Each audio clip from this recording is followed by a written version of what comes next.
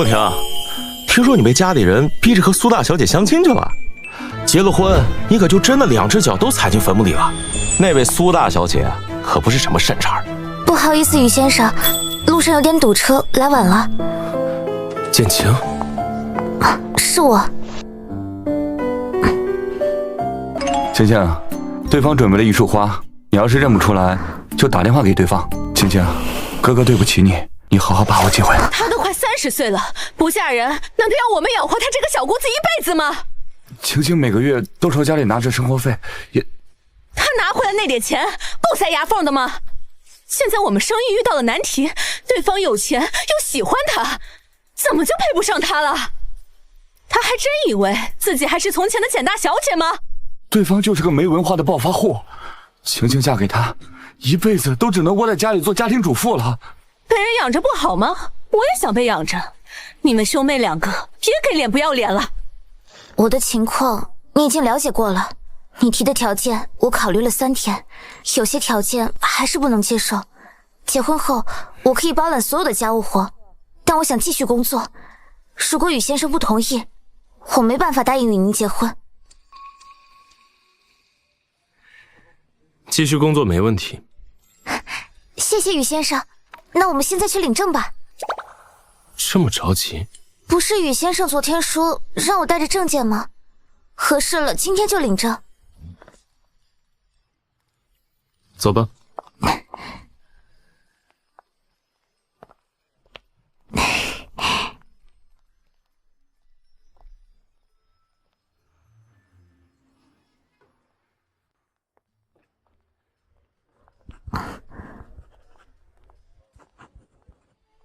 雨先生，你的姓是这个字？有什么不对吗？有。雨先生改过名字吗？哦。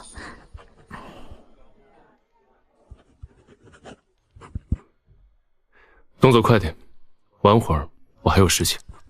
啊。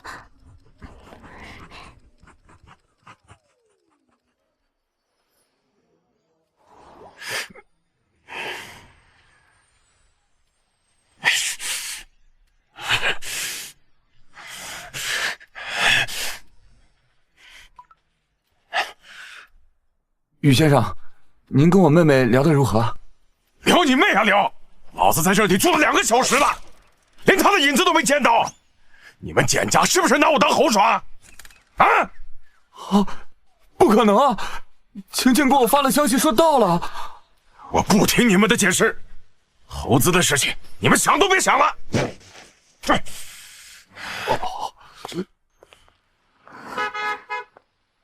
加一下联系方式。我要去国外出差几天，你今天先搬到我那里，婚礼等我回来后再说。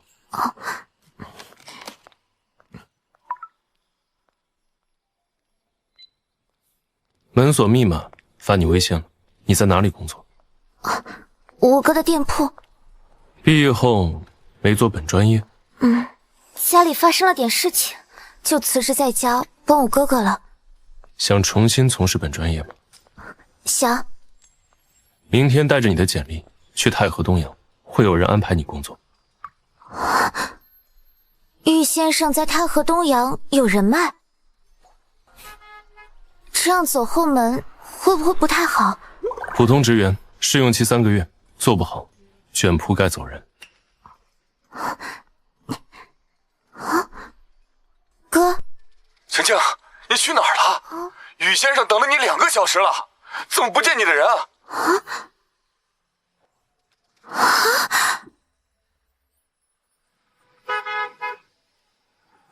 晚上吃饭，对，是不知道，非得在民政局前面。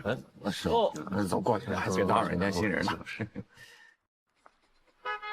我跟玉先生刚刚领过证啊。什么？他就在我身边。那刚刚雨先生怎么给我打电话发那么大的火气啊？哥，你说什么？没事，晴晴，你待会儿问问雨先生投资的事情。好。那个玉先生，我哥哥让我问问您投资的事情，您考虑好了吗？你哥需要多少投资？200万。让我的秘书明天去找他办这件事情。谢谢玉先生。资料拿给我看一下。好的。给大家介绍一下啊，这位是我们部门新来的同事简琴，以后大家多多帮助简琴同事。徐涛啊，这几天你先带简琴熟悉熟悉工作，简琴你就坐徐涛旁边的工位。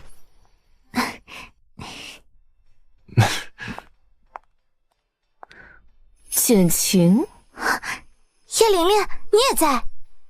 你这话说的可真有意思。你简琴这种人都能进来，我在这有什么可疑惑的？琳琳，你跟简晴认识啊？认识啊，简晴是我的高中同学。涛哥，你以后可要多多照顾照顾简晴啊。简晴当年可是我们学校有名的贫困生，学习可刻苦了，就是脑子不大好使，那么废寝忘食的读书，最后也就考上了个3本院校。3本毕业，也能进我们公司？什么？对啊。是啊，简晴，你学历这么差，怎么进的我们公司啊？猎头挖的。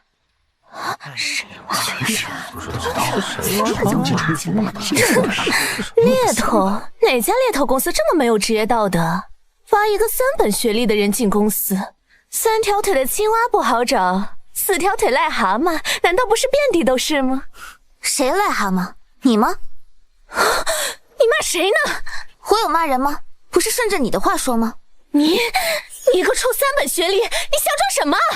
我没觉得我嚣张，倒是你一直在阴阳怪气我的学历，质疑公司领导招人的眼光，给太和东阳扣学历歧视的帽子。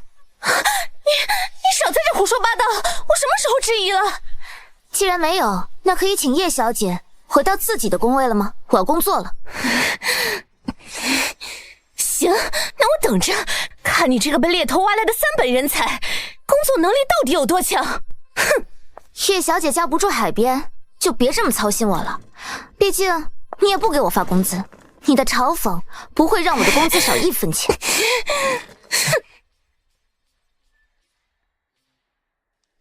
轩轩，你在群里发一句，让新来的同事发红包。好，欢迎新同事，新同事发个红包呗。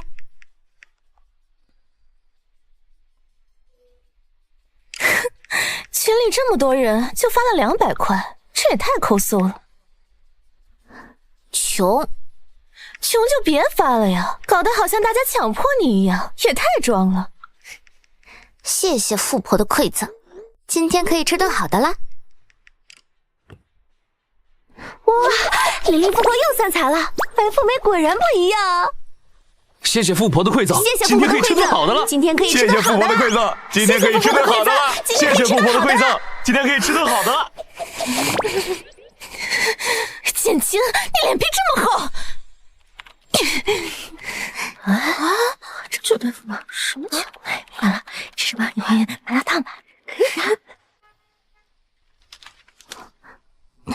喂，哥。晴晴，下班了吗？刚下班。哥有事吗？今天宇先生的秘书过来找我了，投资合同已经签了。你嫂子特意做了一桌子菜，喊你回来吃饭。宇先生正好也出差了，你就别回去了，回来吃。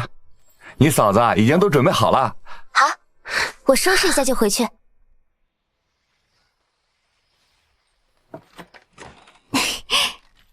姑姑，你姑姑刚下班，你们2个别缠着你姑姑了。阿成，快把上次从我爸那拿来的高级红酒拿出来。不用拿了，嫂子，我不喝酒。哎呀，瞧我一高兴给忘了。阿成，那就不用拿了。晴晴，快洗手吃饭。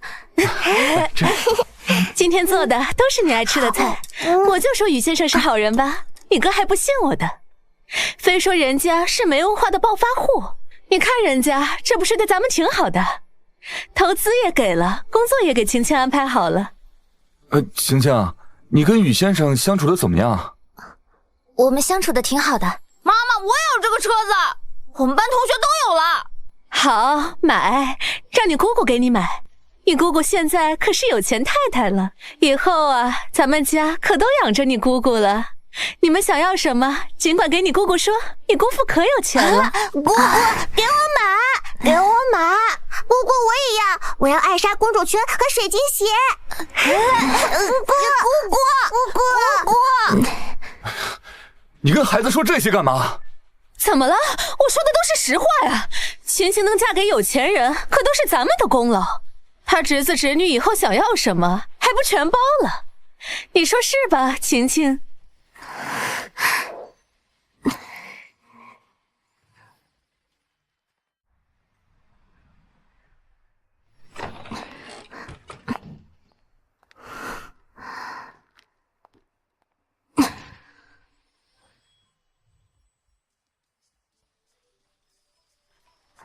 喂，是我，你是谁？你丈夫。我哪里来的丈夫？啊，你对不起，我刚刚睡着了，说话没过脑子。怎么不开心啊？没有，在公司有人欺负你。没有。我尽量早点结束这边的工作回去。不用这么着急。你不想我早回家？没有，玉先生随时都可以回来。简晴，我是你丈夫，你说话不用这么客气。不好意思，我还没有很适应。我叫玉墨婷，你想怎么称呼随你，不要再叫我玉先生。好的，玉墨婷。早点休息，有事电话给我。玉总，今天太太在公司确实跟人发生了冲突，不过太太心态很好，应该没有被影响到。小丫头还是跟以前一样的，你去跟对方公司沟通一下，把时间提前。是。赵总，我今天找您不是要越级告状，我只是想跟您诉一下苦。当初我进公司就是您带的我，您是我的师傅，在公司我跟您最亲，我这些委屈也只能跟您说。琳琳，先不要哭，说说怎么回事。我们部门前几天新来了一个员工，叫简晴，我不过就是问了一下，以她的学历，怎么会有猎头挖她进咱们公司的？她就当着我们部门的同事给我扣帽子，害得我被我们经理不分青红皂白的骂了一顿。可我也没说什么呀，我只是好奇问了一下，哪有猎头挖他这种普通小员工的？简晴什么时候入职的？我怎么不知道？您不知道？这怎么可能呢？您可是我们的主管领导啊，没有您的签字，他怎么入职的？把你们经理叫过来。邵总，那我们经理会不会以为我在告状？你先回去工作，我不会提你。你这怎么坏事啊？早让他换。简晴，赵总让你去一趟办公室。有什么事吗？你去了就知道了。怎么回事？什么情况？本来就是不知道。到了赵总面前，我看你还怎么胡扯。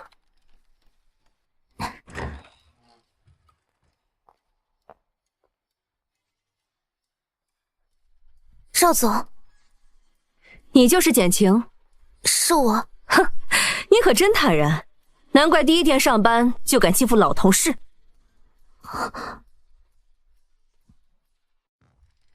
能否请赵总说详细一点？我怎么欺负老同事了？欺负老同事的事情，我待会儿再给你算账。现在你给我说清楚，谁给你办理的入职手续？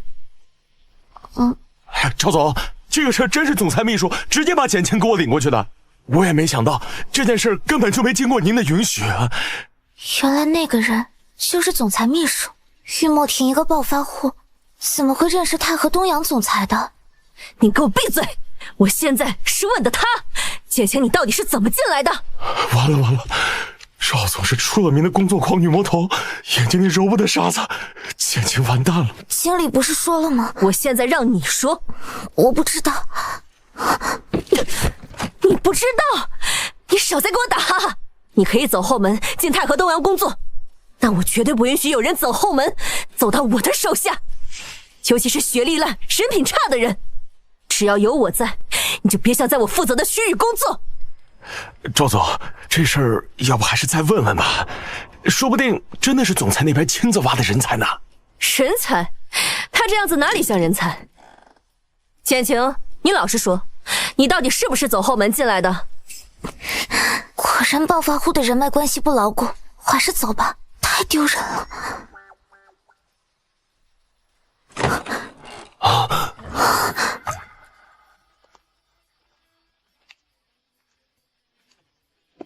他确实是我挖进来的人才。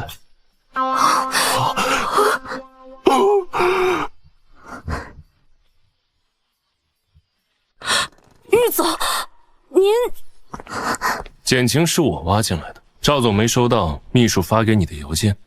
没有啊。打电话给周秘书，问问他是怎么办事的。算了，玉总，现在知道也不算晚，反正简晴也已经上班了。怎么，简晴工作没做好？没，简晴工作完成的很好，是我有点奇怪她什么时候入职的，所以叫她过来问问，没有别的意思。没想到暴发户在别的公司说话分量也这么重，难怪那天口气那么大，直接就让我来报道了。简晴，你们先回去工作，我有事要跟赵总谈。好的。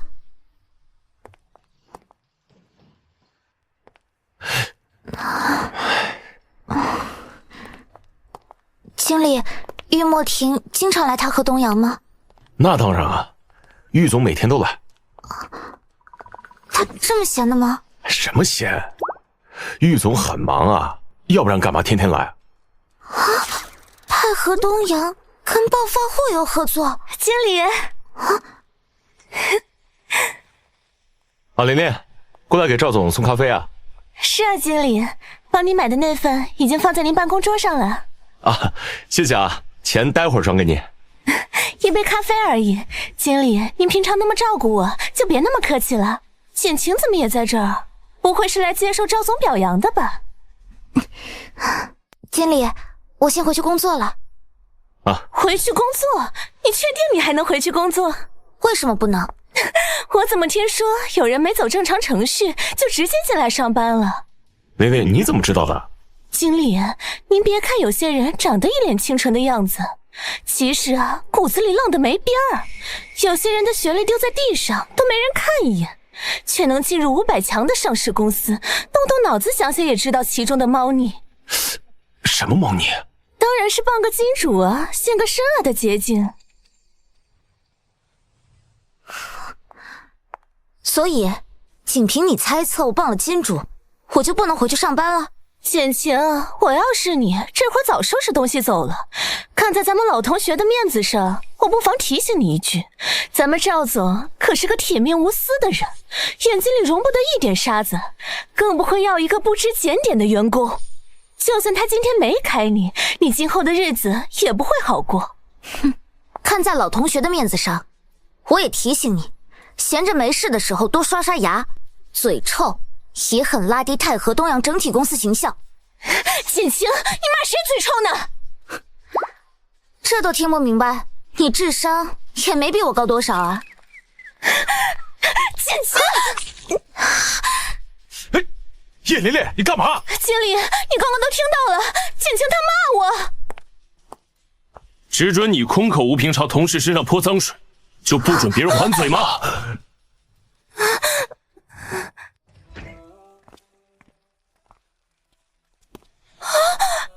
岳总，于总，赵总，这就是你带出来的员工。对不起，玉总，是我没带好他。叶琳琳，你胡说八道什么呢？谁告诉你的？我要针对简晴了。啊，赵总，不是您说要……我说什么了？我不过是说要找简晴问问情况。谁给你的胆子，让你敢这么胡说八道，污蔑同事和上司的？赵总，我……还有，以后别3天2头的朝我办公室跑，打同事的小报告。太和东阳没有打小报告和越级办事的规定。赵总，简晴不知道有没有被烫伤，我先带她去楼下药店买点药。你们回去工作，让李助理带她去。简小姐，请随我来。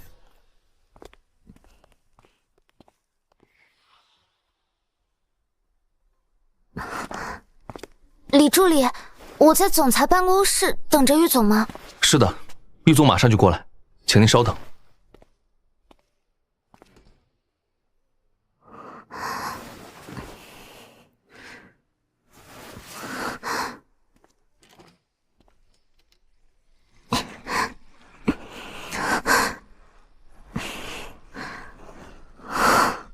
别洗了。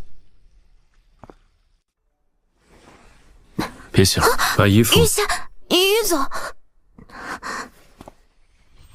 把衣服脱下来，我帮你上药。不用，没烫伤，那杯咖啡不是很烫。你确定？确定。先把衣服换了，我让小李把你的衣服拿去干洗。我还要上班，穿这件衬衫不太方便。我已经和赵总打过招呼了，今天让你休息。这样不太好吧？你已经帮我走过后门了，我再这样懈怠工作，同事会有意见。我批准了，没人敢说。把衣服换了。土大款都这么嚣张吗？不是自家公司也能擅自做决定？上次的项目一定要跟进好，随时向我汇报。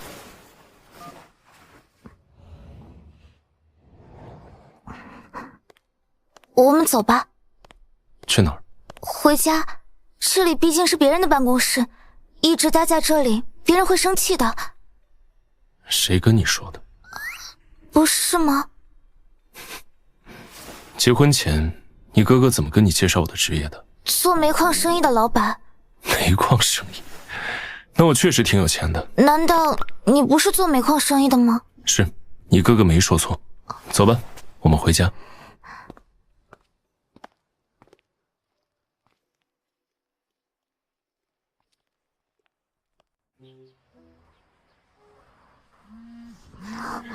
你先上去，我接个电话。嗯。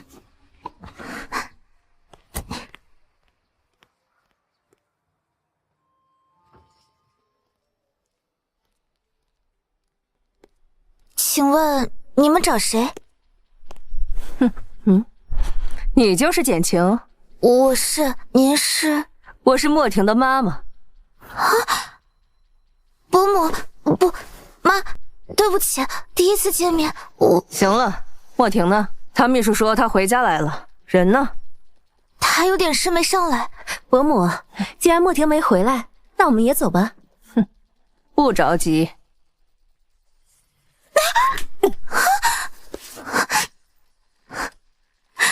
你为什么打我？我打的就是你这种阴险狡诈、城府深的女人。我们莫婷好好的一场门当户对的相亲宴，你这个不知道哪里来的落魄千金去凑什么热闹？我不知道您在说什么。你少在这儿给我装傻！你也不看看你自己哪点有静书优秀，哪点能配得上我们莫婷？伯母，算了，我们还是等莫婷来了再说吧。静书啊，你不要总是这样忍让，不知道争抢。对付这种鸠占鹊巢的不要脸女人，就该狠狠教训。哼！住手！有什么事冲我说，他什么都不知道。莫婷，你怎么这么糊涂？你娶了这种货色的女人，让我跟你爸的脸面朝哪里搁？晴晴是我妻子，妈，对她说话客气点。她是你妻子，那静书呢？那天我不是故意放你鸽子，是飞机晚点了，也没有办法联络你。不用跟我解释，那天本就是作为朋友吃顿便饭，没有别的意思。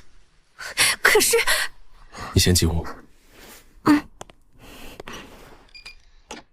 结婚的事情是我自己的决定，妈以后不要再找简晴的麻烦，再有下次，您别怪我做事不顾母子情面。你，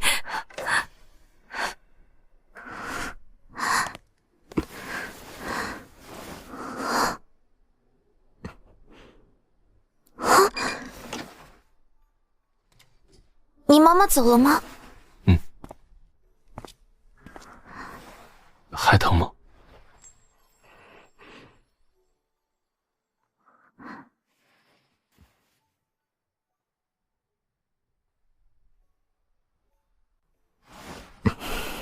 不疼了。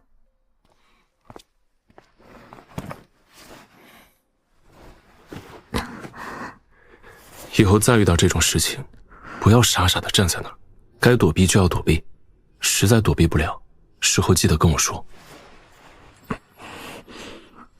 怎么了？刚刚你妈妈说的是什么意思？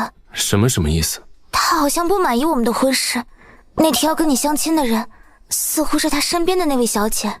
苏静书确实是我父母给我安排的相亲对象。长辈怎么安排，跟我愿不愿意没关系。所以你要娶我的事情，从头到尾都没有跟你爸妈商量吗？我不是3岁孩子，事事都需要征求他们的意见。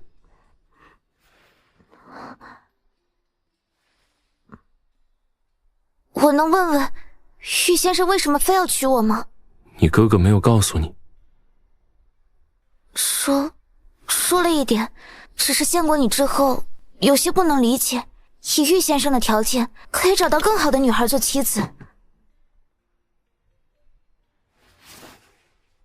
见色起意没有什么理由。简晴，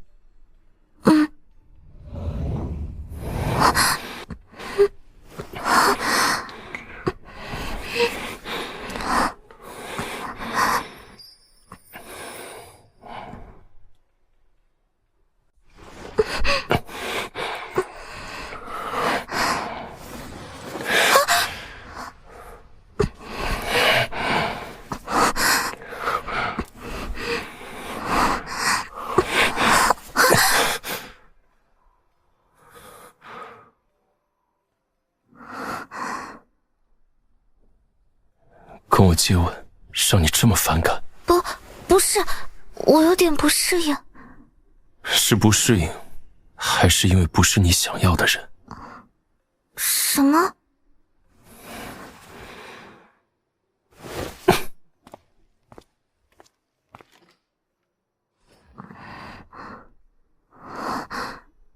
初吻紧张了点儿，不正常吗？一会儿去吃点什么呀？公司新开了家新店，逛逛吧。这么早就下班了，不加会班啊？拜拜。加什么加？喂，你好，从市长是我，莫婷母亲。你有事吗？我有事。你跟莫婷都结婚了，难道连杯茶都不打算给我和莫婷父亲喝了吗？抱歉，是我考虑不周。虽然我一点都瞧不上你，但既然我儿子已经娶了你，我就勉为其难的暂且接受你了。现在回来一趟，见见玉家的亲戚。好的。别磨蹭，现在就过来，别让大家都等着你。好。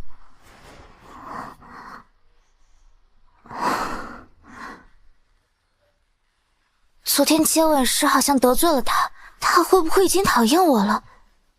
你妈妈让我现在回去见见玉家亲戚，你可以过来吗？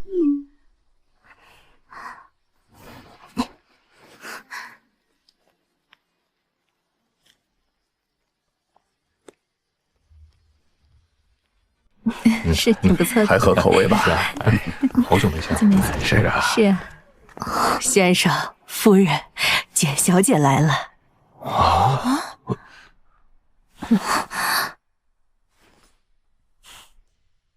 让你快点过来，你磨蹭到现在才到，你怎么不等着客人全都走了再来？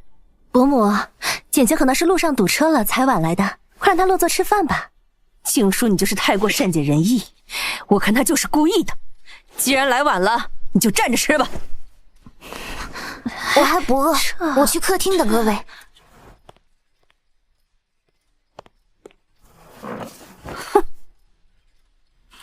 行了，你也适可而止。你看他什么态度？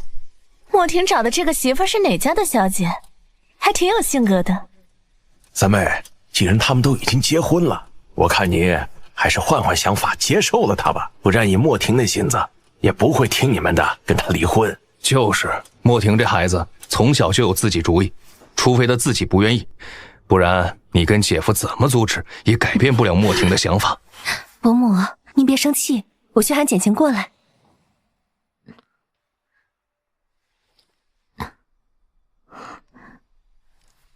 难道我那时的反应真的太强烈了？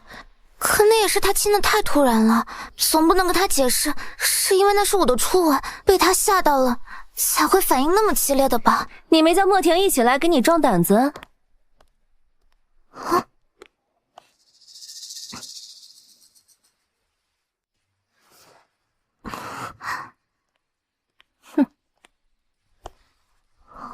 玉家又不是龙潭虎穴，为什么要让他过来给我壮胆？哼！难怪你能冒充我，哄骗莫婷跟你结婚，心理素质不错嘛。我没有冒充你，也没有哄骗玉莫婷跟我结婚。敢做还不敢当？没做，当然不敢当。我已经问过那家餐厅的工作人员，工作人员说莫婷一直在等我，是你主动过去勾引的莫婷。哼！不然以你这种货色，莫婷怎么会跟你结婚？玉莫婷能够被我这种货色勾引，证明在她眼里，苏小姐的上限也就是我这样了。你再说一遍。苏小姐说是我冒充了你，苏小姐是在瞧不起玉莫婷的智商吗？苏小姐觉得以玉莫婷的智商，她会分辨不出来自己的相亲对象到底是谁吗？苏小姐心里很清楚，玉莫婷分辨得出来，只是苏小姐骄傲的自尊接受不了。玉莫婷娶了一个处处不如你的女人，所以才会潜意识里将责任推到我身上，认为是我勾引了玉莫婷，而不是玉莫婷自己主动选择的。你是个什么东西，也敢在这里分析我的心理？是我多嘴，我去院子里走走，不在这里烦苏小姐了。你给我站住！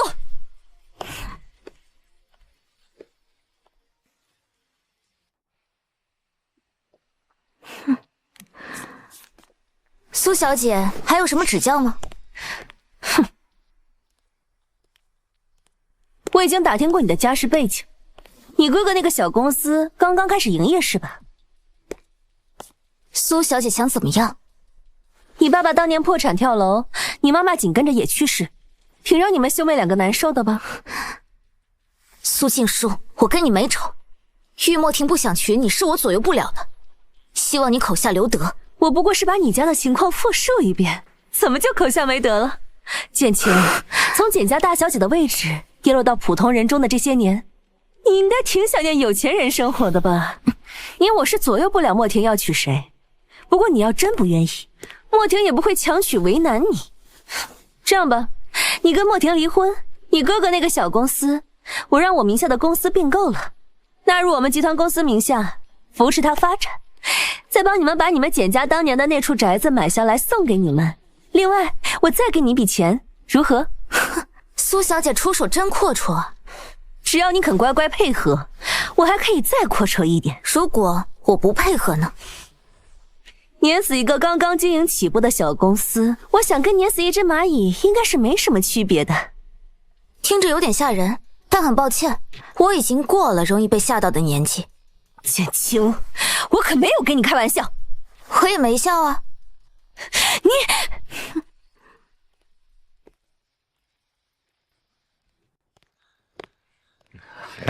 抱歉，该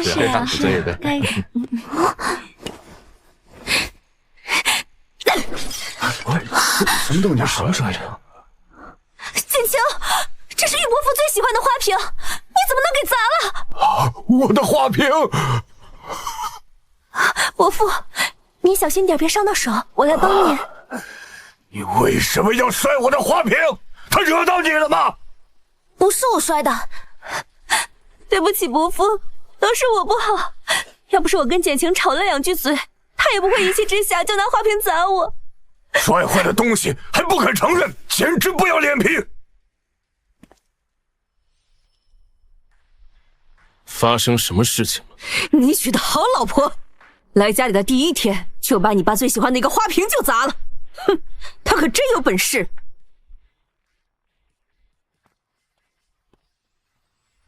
有伤到自己吗？没有。他砸的，你还关心他？你难道不该关心关心我吗？不就是一个花瓶，碎了就碎了。这是普通花瓶吗？这是我花了几十万买的古董花瓶，是绝版。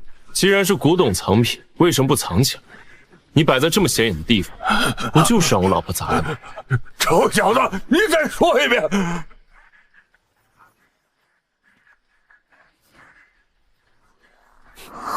接着砸，砸开心了，我们再回家。啊，这这种老婆啊！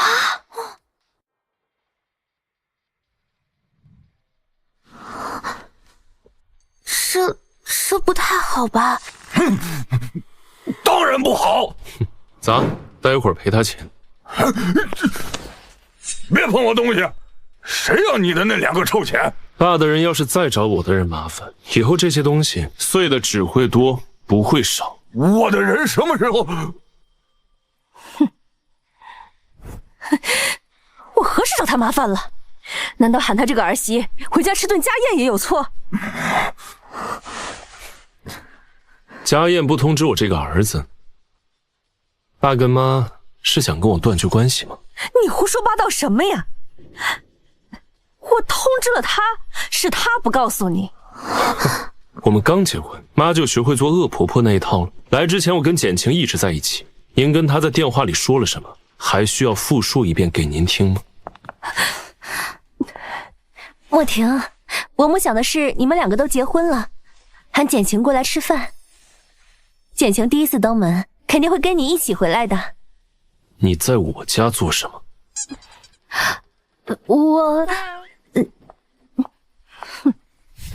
是我邀请的静书，我邀请自己喜欢的晚辈来参加家宴，用不着你来管吧？既然是客人，就不要对别人家的家事多嘴那么多了。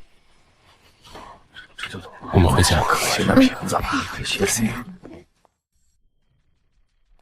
你说什么呢？静书这么好一姑娘，她也是好心劝说，什么多嘴？客人这么多，我没说是她，妈就说是她，看来在妈的心里也是这么想的。我没有。我对妈有没有的想法不感兴趣。简晴是我的妻子，妈，您和爸如果再为难她，简晴和以后我们的孩子都不会再进玉家老宅大门一步，爸妈好自为之。就是玉家又变天了，是不是？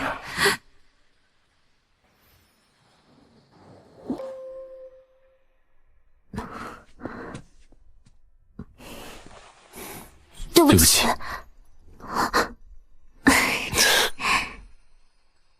你要跟我道歉什么？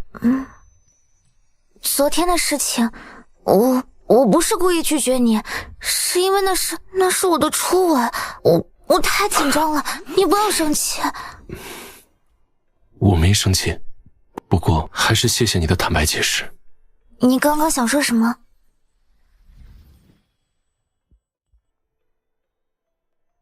对不起，接到你发的消息时正在开会，所以没有回复你。没关系，今晚还要多谢谢你帮我解围。你是我妻子，那本就是我该做的。简晴啊，简晴，你怎么这么没出息？也太容易心动了。你洗好了？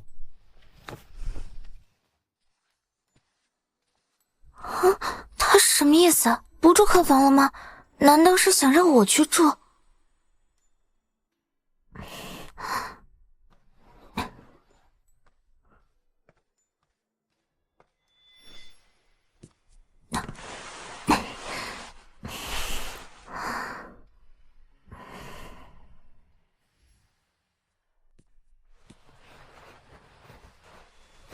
谁？主卧不睡，睡这里做什么？你不是要睡主卧吗？怎么，我不配睡主卧？不是。简晴，我想不用我再提醒你，我们2个已经是夫妻的事实了吧？抱歉，是我误会了，我以为玉先生昨天睡了客卧，是不想跟我一起睡。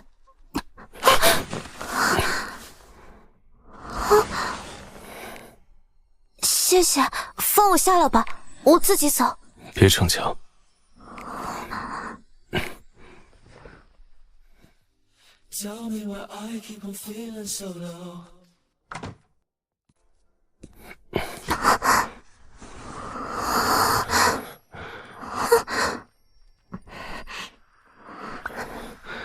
害怕？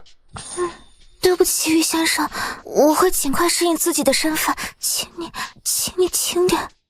叫声老公我就不逗你了。真的吗？你叫声试试。老公。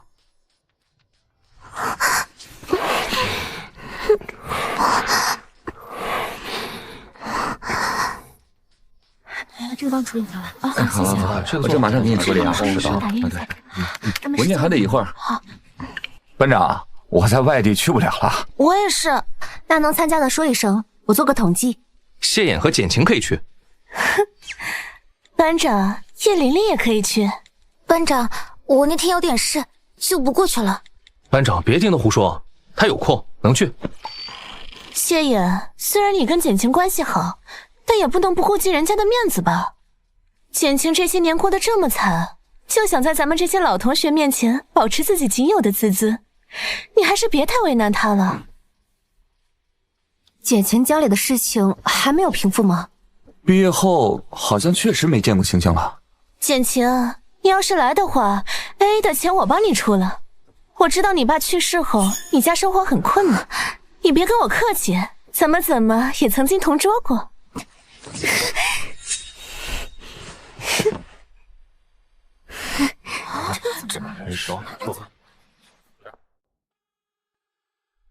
晴晴，阿衍，前天你怎么不接我电话？不想接。生气了？对不起，秦哥饶我这一次，下次我一定提前征求你的意见。不是生你的气。那是谁的？叶琳琳呢？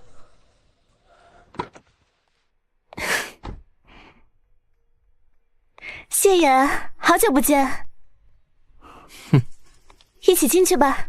你先进去吧，我跟晴晴有话要说。好吧，那我先进去了。是啊，那会儿啊，是咱俩终于交到哪儿了？琳琳，几年不见，你变化好大，好漂亮。富婆能不美吗？真羡慕琳琳这种从小含着金汤匙出生的人，年纪轻轻就开上了跑车。哎呀，哪有你说的那么夸张？跑车也就是小100万的价格而已，没多少钱。简晴和谢衍怎么还没来？我出去给他们打个电话。不用打了，班长。我上来的时候见到他们了。那怎么不上来？还不是简晴，简晴本来就自卑，不愿意来。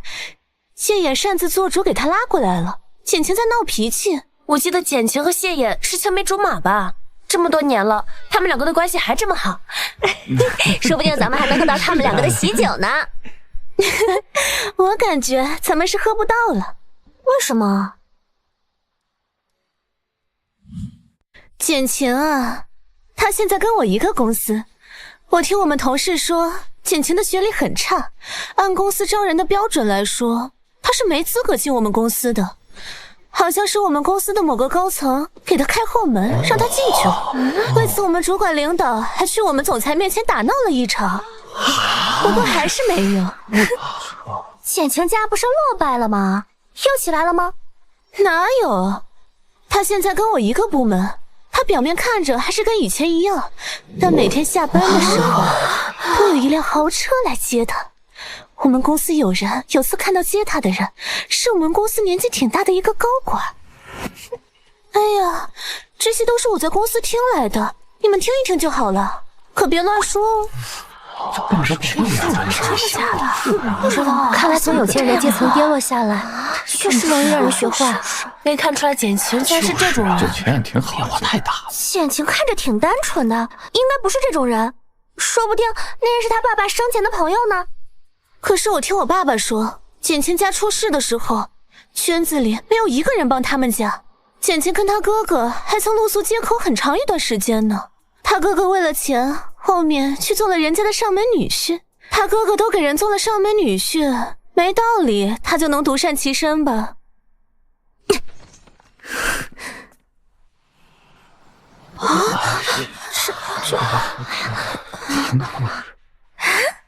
谢衍、简晴，你们两个可算来了，我们都等你们多时了。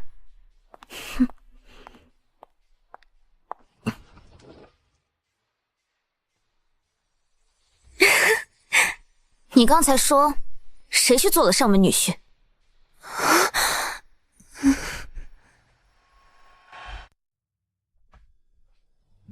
是，差一张那个小长相的，就交给你。于总，我刚刚看到太太了。人呢？跟一个男人去了别的包厢。失陪一下。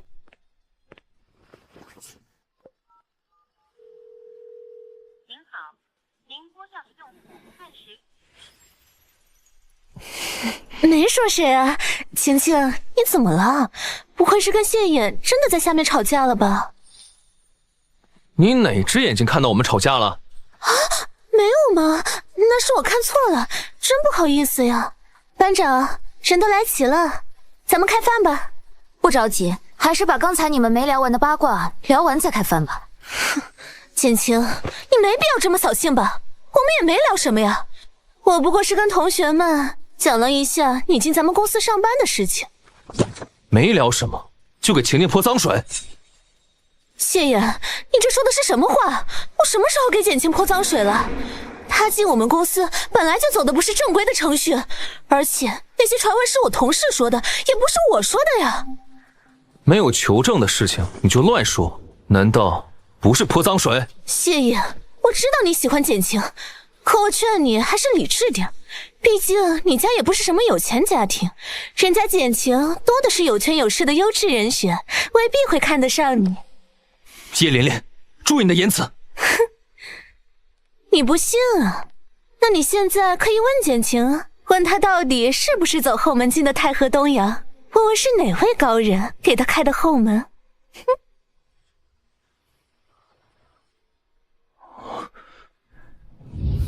抱歉，有急事需要处理。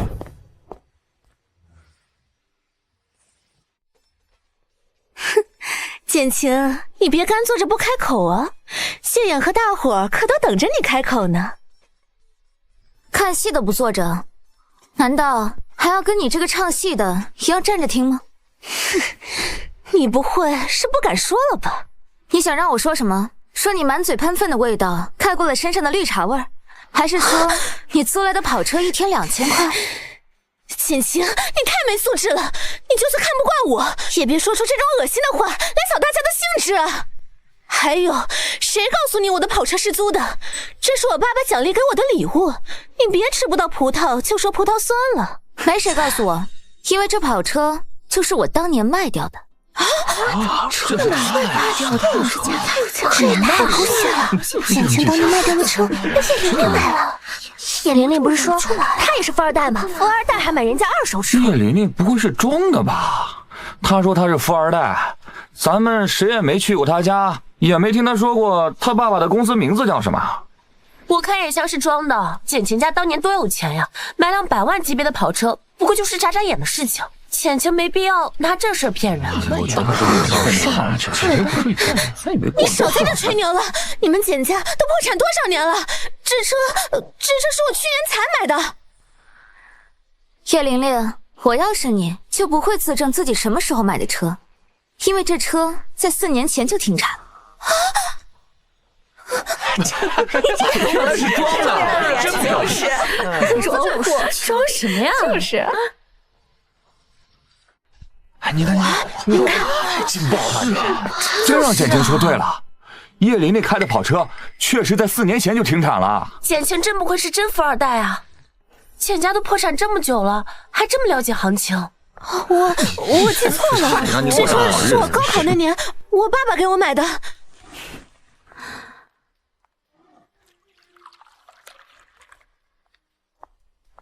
我回答了你的问题，你现在是不是该回答我的问题了？回答你什么？我没什么跟你可说的。年纪大的高管接送我上下班，我哥哥为了钱去做人家上门女婿，这些事情我这个当事人和当事人的家属都不知道。不知道叶小姐是从哪里听说的？哼，你别问呀，我也是听人说的。这些话是我从你嘴里听到的，今天只能问你了。因为我也没用啊，因为我也不知道是谁传出来的。你总不能因为我不小心听了一嘴，就要把屎盆子扣到我头上吧？你这个听一嘴的人，已经在我面前嘴臭爽快过了，我这个受害者还没爽快呢，这不太公平。我身上的衣服可是独家高定，简晴你敢给我泼脏了，你给我照价赔偿。你的衣服我赔不起，你的脸我还是赔得起的。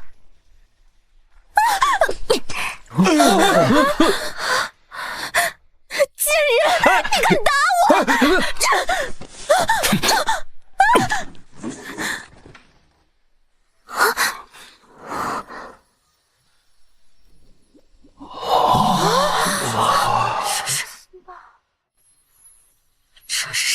打你电话怎么不接？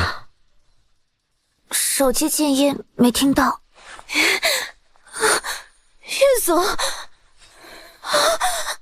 总，你和简晴，你们……我就是简晴背后的金主，你还有疑问吗？你没告诉他们，我们结婚了。结婚了！简晴竟然嫁给了太和东洋的总裁。我说这男人怎么这么眼熟？他不就是那个前段时间出现在新闻上的人吗？简晴这是踩了什么狗屎运？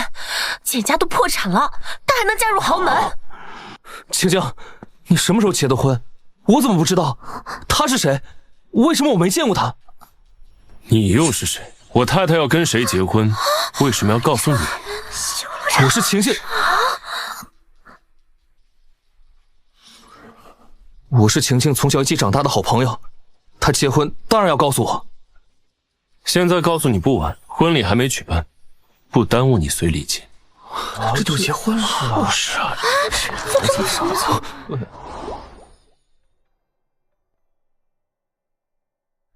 你为什么骗我？我骗你什么了？他们说你是太和东洋的总裁，难怪之前你那么自如地出入太和东洋总裁办公室。你哥哥没跟你把我的事业版图说全，怎么能算我骗你？你不是去出差了吗？怎么会在这里？你很高兴我去出差？也没有很高兴。什么？没什么，刚刚谢谢你。李助理，毕总，联系一个纹身师，在太太左脸上纹上玉墨婷是我老公，右脸纹上不能跟老公太客气。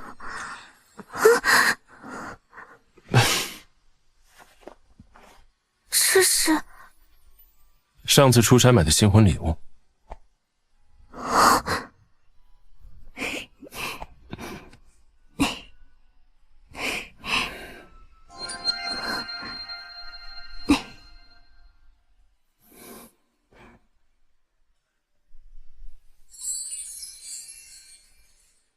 玉太太，新婚快乐！谢谢，新婚快乐！还要谢谢？真想在脸上纹字？我是谢谢你买的婚戒，没有别的意思。你把谢谢两个字换成别的，我或许会更能感受到你的谢意。换成什么？那天晚上你怎么叫的？老公，你的下属还在。你小点声，他们听不到。老公，新婚快乐！谢谢你的婚戒，我很喜欢。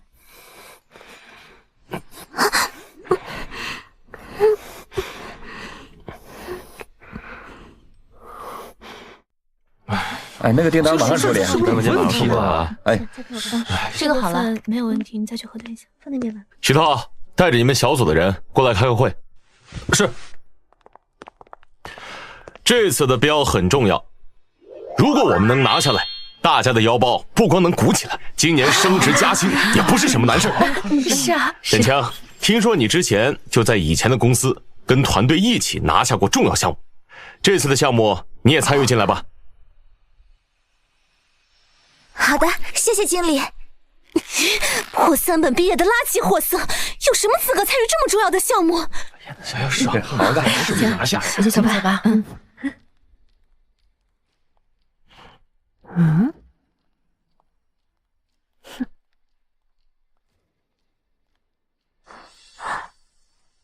主管竟然同意让简晴加入新项目了。简晴刚来还没彻底熟悉工作，主管也不怕简晴拖后腿吗？哼，谁让人家背后有人撑腰呢？仗着自己有点姿色，就在公司里招摇，也不知道勾引了多少男人才尚未成功的。你说简晴背后的金主到底是谁啊？不是有人传是某个年长的股东吗？啊，难怪他一来，主管和经理都向着他。人家会陪睡，咱们比不了。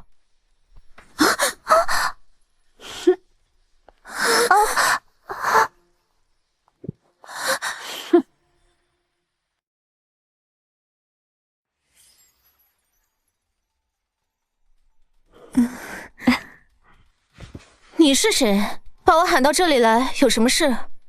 苏静书，古尔德跨国公司华国区总裁。你不会是要挖我去你们公司吧？你很讨厌简晴吗？你认识简晴？她抢走了我丈夫，当然认识。你是说我们玉总本来是你的丈夫，后来被简晴抢走了吗？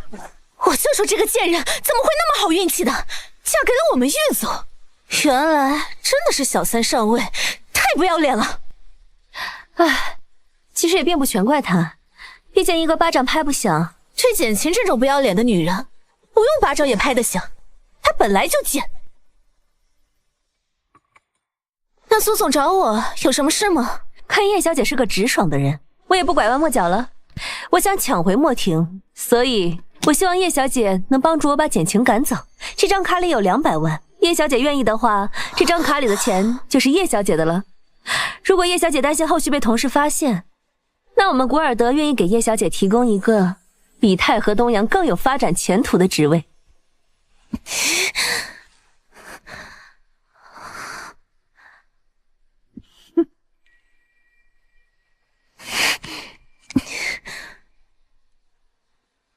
好，反正我也瞧不起抢人老公的小三，我愿意帮你，苏小姐。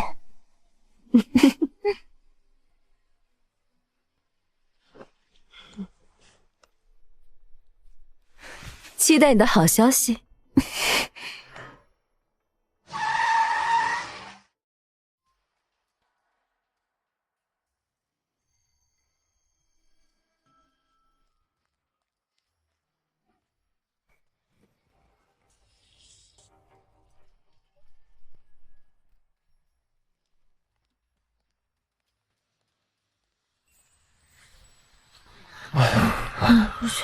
修改过的投标书检查过了吗？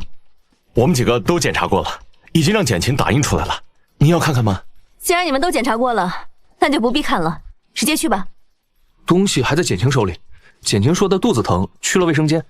我在这里等她一会儿。赵总，你们先上车吧。简晴去好一会儿了，我去看看她怎么样了。也好。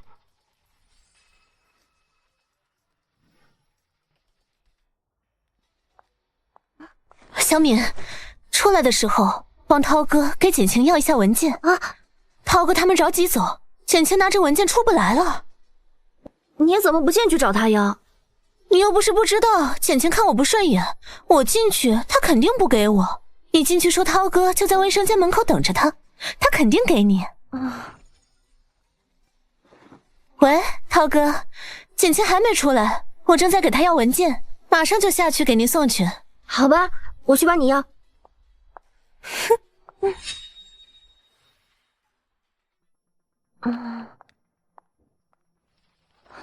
简晴，涛哥让我先把文件拿走了。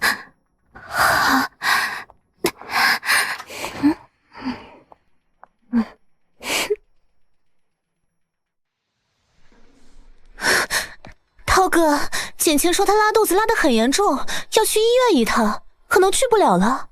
确实，一早上看他跑了几趟卫生间了。琳琳，你把文件给我，你陪简晴去医院吧。我去跟赵总他们说一声。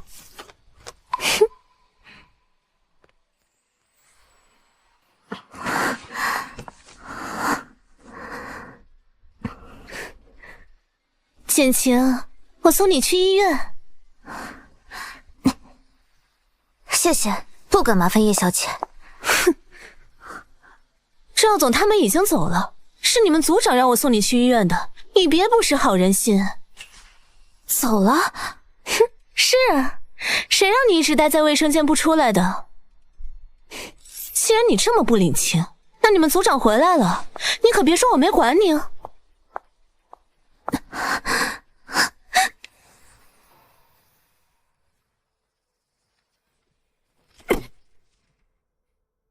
6亿的项目变成6000万，这就是你们忙碌将近2个月的成果。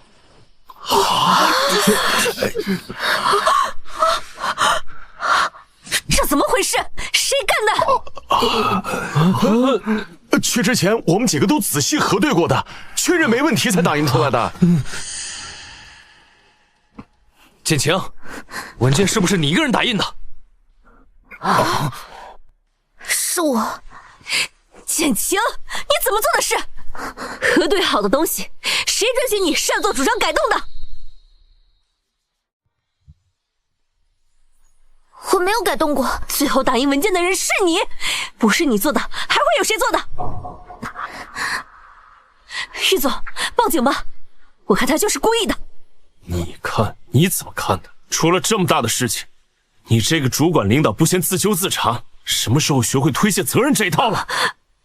玉总，我真的核查过了，没问题才让他们打印出来的。查所有经手过文件的人，以及公司印章，从头到尾彻查。是。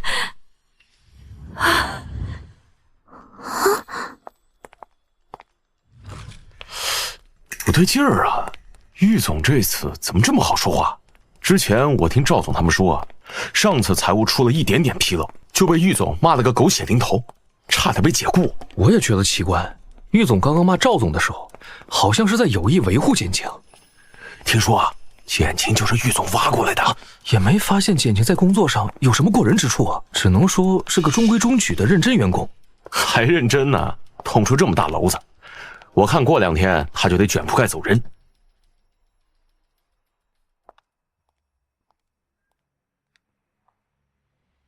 李助理，调查要快，要隐秘。哎，你找呀，那个东西这么多呀，不知道怎么排的呀？我都没心思吃饭，今晚要加班了，多吃点。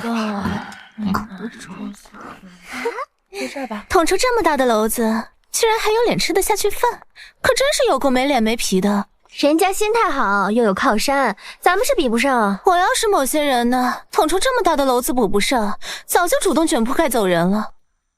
哼！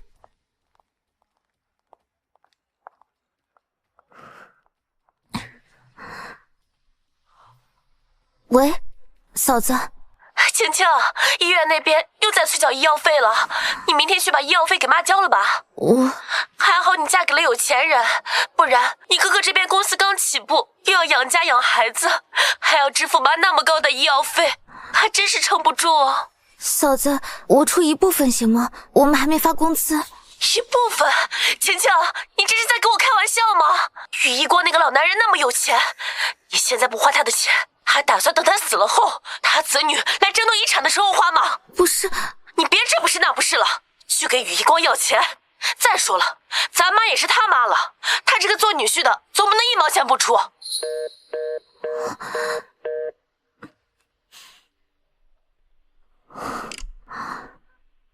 我刚刚让他赔了几个亿，有什么脸面再找他要钱？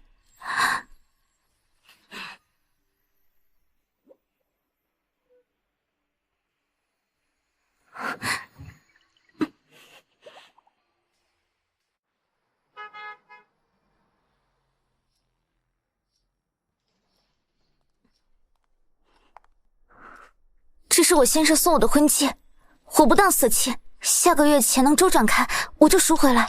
看戒指设计和钻石等级都是最好的，你又是阿燕的朋友，可以给你个好价格。不过相对你赎回去时支付的费用也要多一点。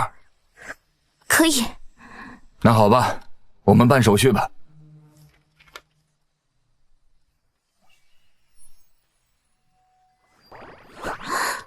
请等等。怎么了？我再考虑考虑。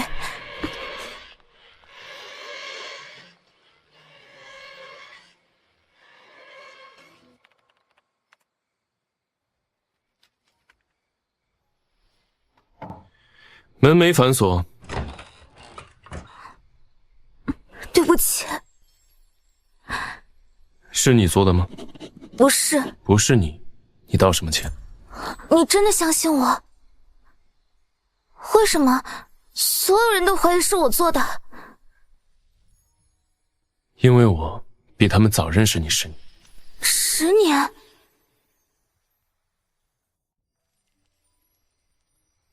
很意外。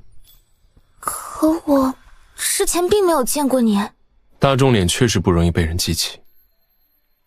无论如何，请你批准我的辞职申请。调查结果没出来之前，不批准。可是我已经没脸再待下去了。过来。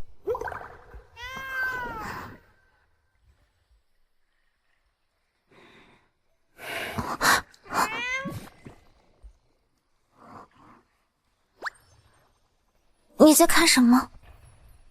脸皮明明还在，怎么学会撒谎了？开心了？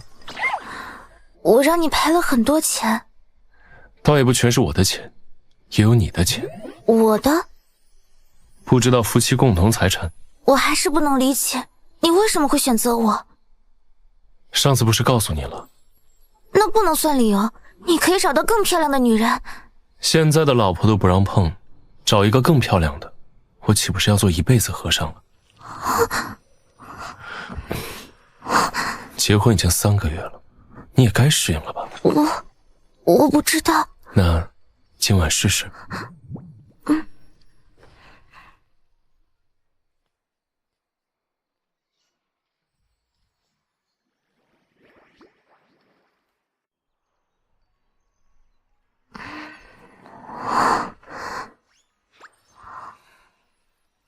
我们算是真正的夫妻了吧？大半夜没睡，醒这么早。到上班时间了。我批准你今天可以翘班。这样不太好吧？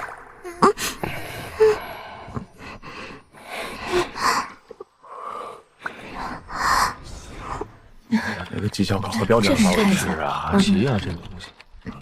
喂，阿言。晴晴，我朋友让我问你，东西你还要典当吗？不当了，阿言，帮我跟你朋友说声抱歉。自己人，不必客气。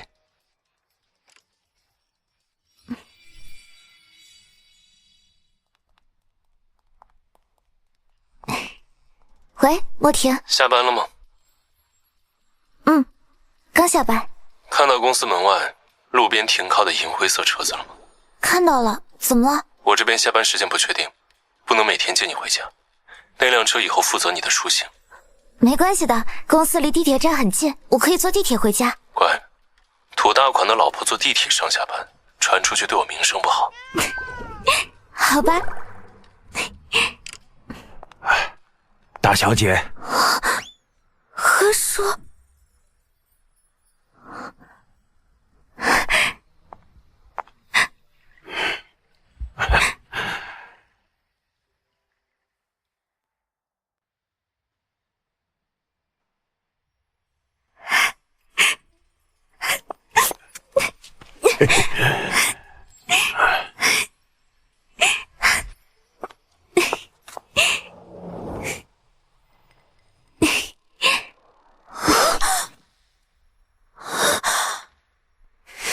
简晴，我就说你怎么可能嫁给玉总，背后果然是有金主的。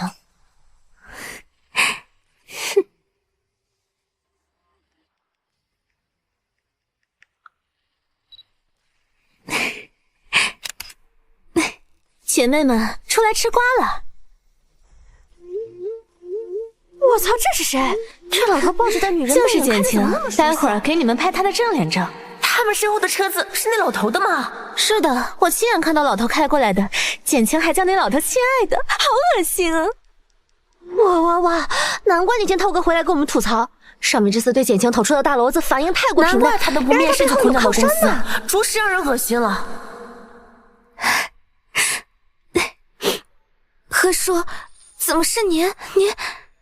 是玉先生重新聘请我回来的，他知道我是大小姐父亲曾经的司机，特意找到我，希望我以后能接着给大小姐您开车。多年不见，你还好吗？都挺好的，倒是大小姐变了许多呀。长大自然会变了许多。没想到大小姐竟然嫁给了玉先生，玉先生人很不错，先生在天之灵，应该也能放心下大小姐了。玉墨婷确实很好。大小姐上车吧，我送您回家。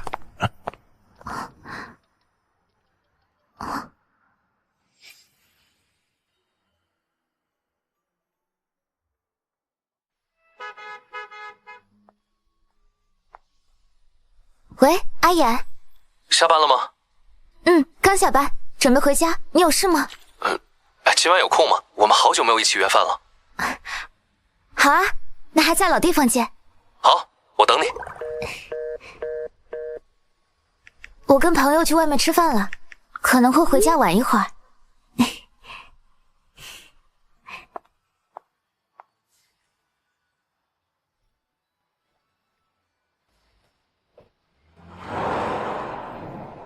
来份这个，说那个俩真的不好。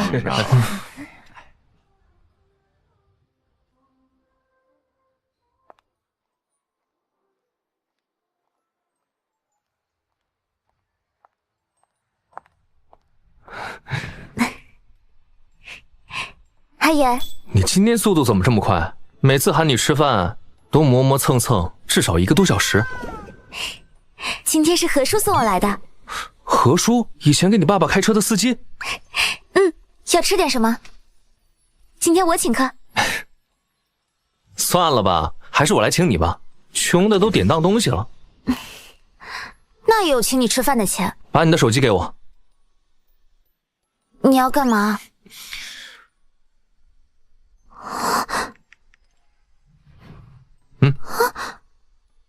你给我转钱干嘛？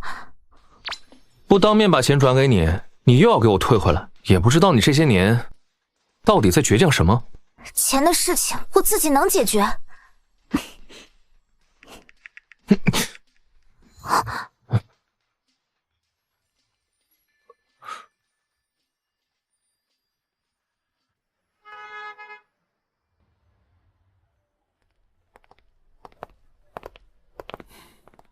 于总，那位是不是太太？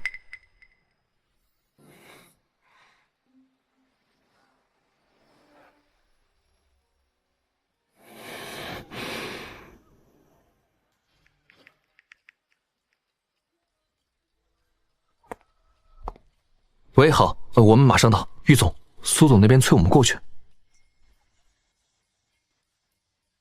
查一下那小子是什么身份。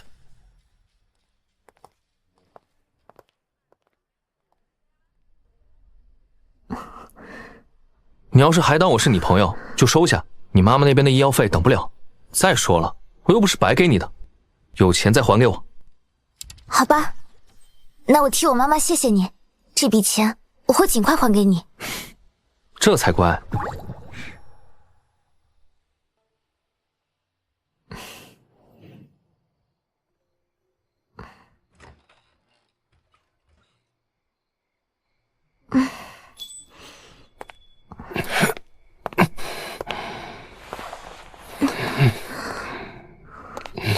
怎么喝了这么多？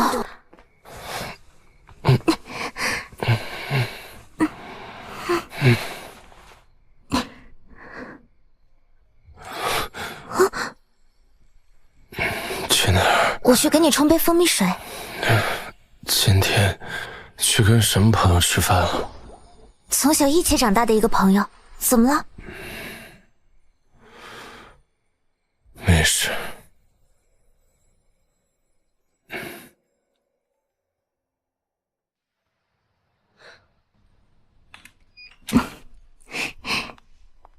哎，昨天那个不错啊。吃的多了。是，确实加班。哇，这爽，是。大哥，早上好。那我就摸鱼了。走。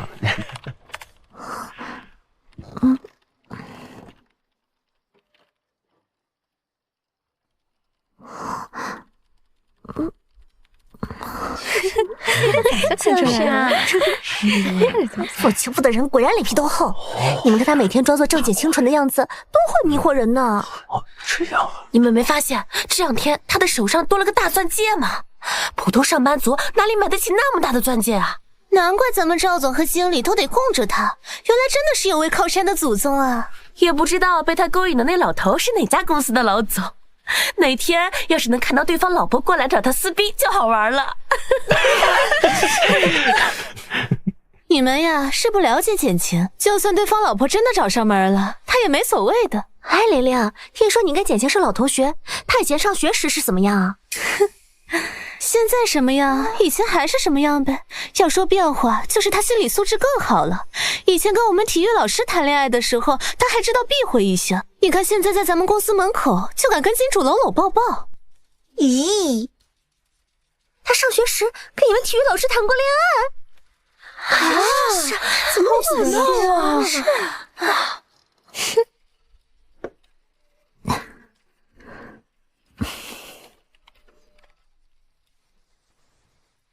哎呀，这样在背后八卦人家不好，我还是不说了，回去上班了。啊，别着急走啊，跟我们说完再走。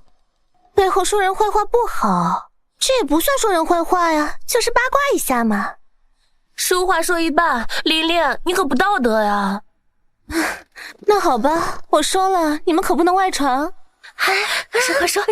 简晴啊，他以前家里蛮有钱的，后面他爸爸融资失败，欠了一屁股债，就跳楼自杀了。简家一夜变成穷光蛋，简晴就蛮不甘心做普通人的，但他家又没钱给他花，他长得又有几分姿色，听说我们体育老师家里条件挺好的，一来二去的，两人就勾搭上了。啊，那你们体育老师多大年纪？结婚了吗？那时30多岁，结婚有2个孩子了。你们学校的人都知道他们2个的事情，你们体育老师老婆知道吗？当然知道了，所以我说简晴这人不一般嘛。我们体育老师老婆闹到学校，把他校服都撕烂了，他还是淡定的不行，该干嘛干嘛。听说高考考了一半，他就弃考了。为什么弃考？怀孕了？据说是高考太紧张，导致小产了，拉到医院就手术了。后面我们班同学毕业旅行的时候，还见过他跟我们体育老师也出去玩，真的毫不忌惮呢。太不要脸了！真是瞎了眼了。本来看他文文静静，每天都很认真工作的样子，还以为他挺老实的，没想到这么放荡。这就是看人不能看表面，有些人真是太会伪装了。你们出去可不能对别人说是我说的哦。肯定不会。这不简单，没听说在这儿，我说自己能瞒通过。对呀，就是，真恶心。全都是看他都败坏我自己的心情。我说怎么突然这么大的骚味？哎呀，原来是进来骚狐狸了。味儿太冲了，咱们还是回去上班吧。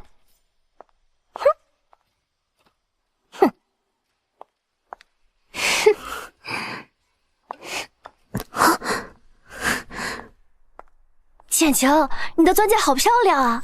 谢谢。你的戒指戴在那个手指上，是结婚了吗？我就说你看着不像是那种人嘛。哪种人？咱们公司现在到处都在传你被人包养了的事情，具体是谁传的我不知道，反正你自己上点心吧。还有啊，你这个戒指最好别戴了，他们都说这钻戒是你的金主给你买的。我先回去工作了，你别说是我告诉你的啊。谢谢。小敏，等等，还有事吗？那天在卫生间，你帮我们组长找我要文件，真的是我们组长要的吗？是啊，叶玲玲是这么跟我说的。叶玲玲？我先走啦。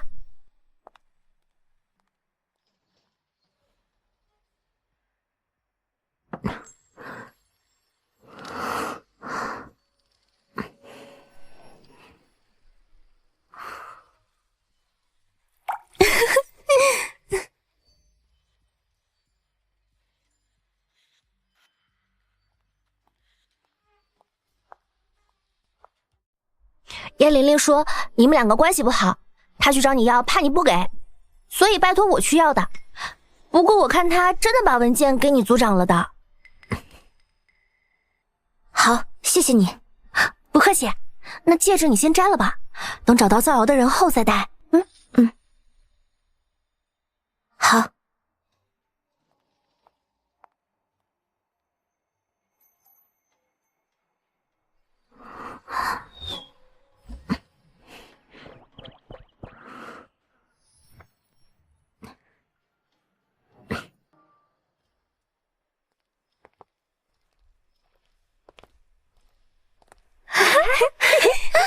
小三我只在网络上见过，没想到身边就有个活的小三。上学时就被包养生子，大学毕业又接着老行当干，那还真是对本职工作专一得很呢。这个简晴，我怎么听说是咱们郁总特别近的公司？周秘书，你整天跟在郁总身边，知道这件事吗？我也不是很清楚，李助理应该知晓。他不会是为了进太和东阳，故意被咱们郁总前了后才进来吧？不然以咱们郁总对待工作和员工的态度，可不会轻易的放这么一个人进来公司。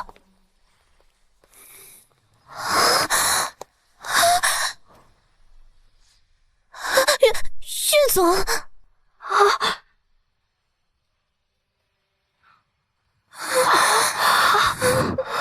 手机里有什么？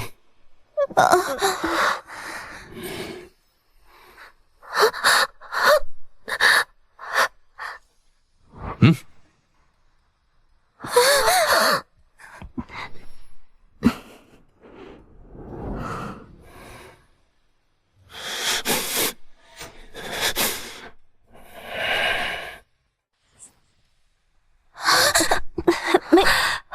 没什么。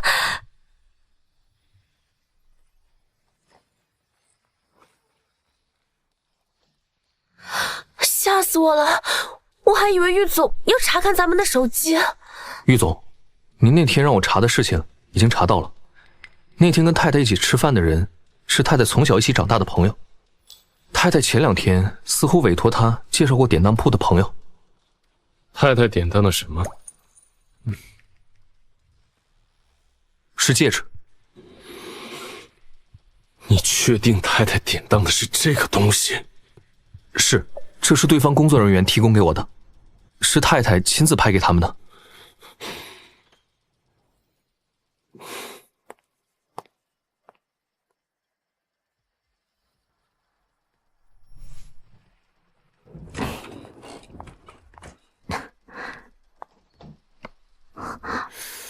你怎么不开灯啊？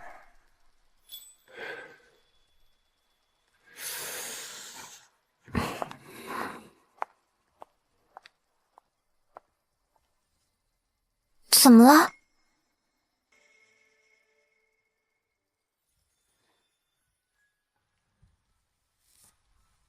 缺钱为什么不跟我说？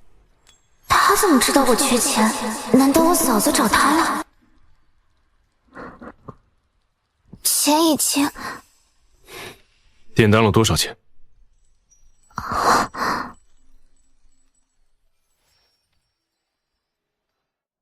我没有证书和发票，应该典当不了什么高价吧？需要我把这些东西都给你吗？我不是故意要拿去典当的。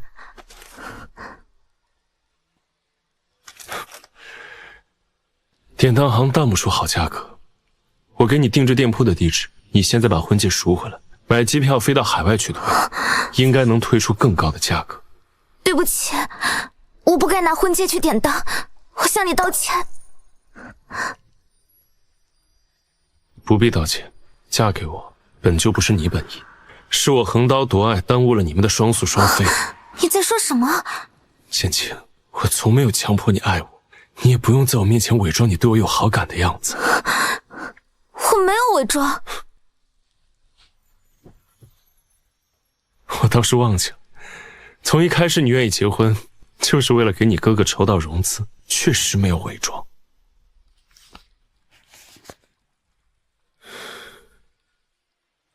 这张卡里面有2亿，2亿，买你陪睡2年够不够？你说什么？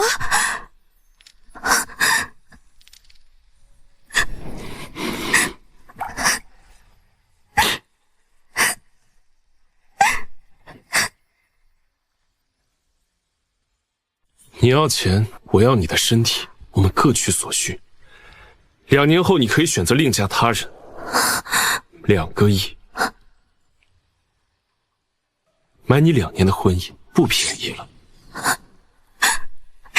尹墨婷，你有点过分了。 2个亿太少吗？再加5000万给你。我不要你的钱，请你停止对我的侮辱。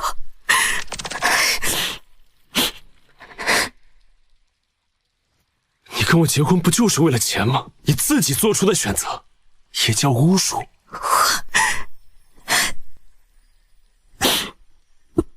我如果不接受，我们就要离婚吗？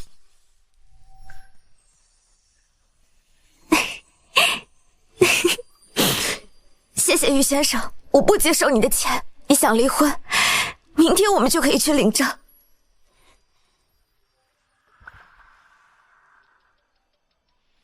江湖救急3缺1，一按老地方速来啊！知道了，这就去。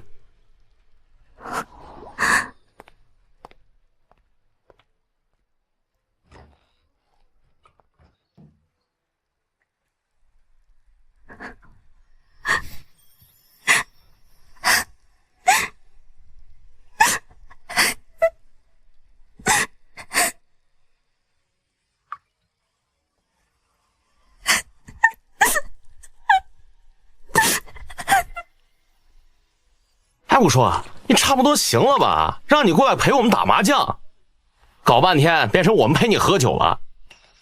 穆婷，怎么了？情绪不大对劲啊。真是新鲜，上次见他情绪不对劲还是10年前。你这家伙不会是背着我偷偷恋爱了吧？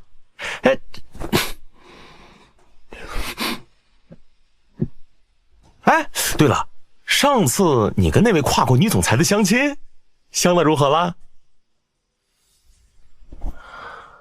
没如何。你不会是被那个女人给强了吧？你想死，就尽管再继续脑补。简晴，是我知道那个简晴吗？是的。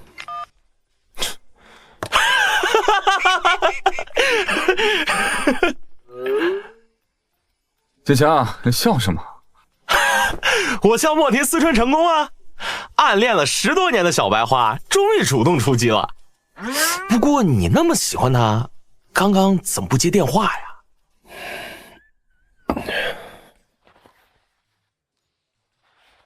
什么小白花？莫婷竟然还暗恋过人？当然有啊，当年可疯狂了。我跟你们说啊，哎呀，你们可不知道啊，这家伙闷骚得很。哎，从初中的时候啊，就看到那小姑娘之后，就仿佛魂都被勾走了，天天骑车绕路，跟着人家，还以为别人都不知道。你说说这人。阿雅，阿雅，等等我。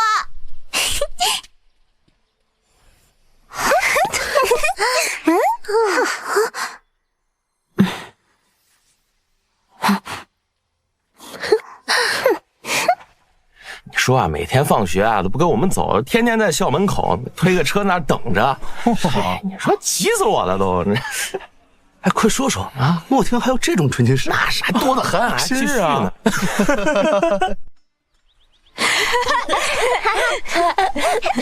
阿雅，你就是简晴？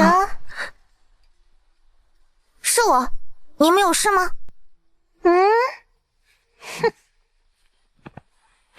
最近手头有点紧，听说你钱多的花不完，借点花花。我花得完啊。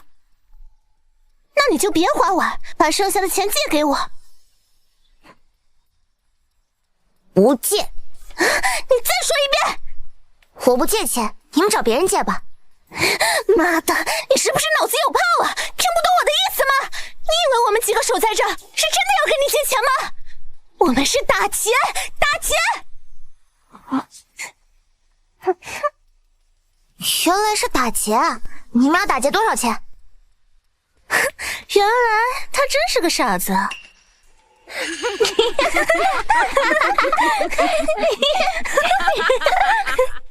傻子才更好玩啊！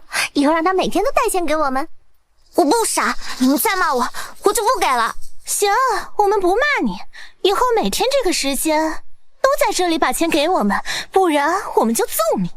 哼，好吧，你们等等。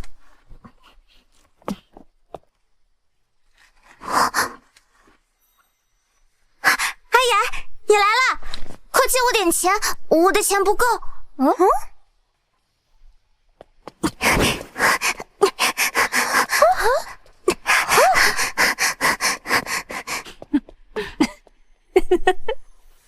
可恶！简晴，你给我等着，等我们追上你，揍死你！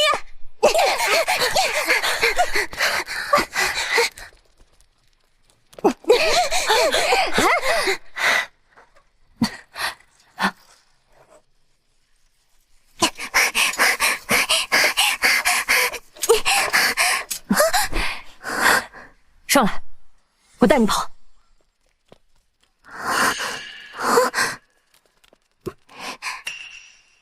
谢谢。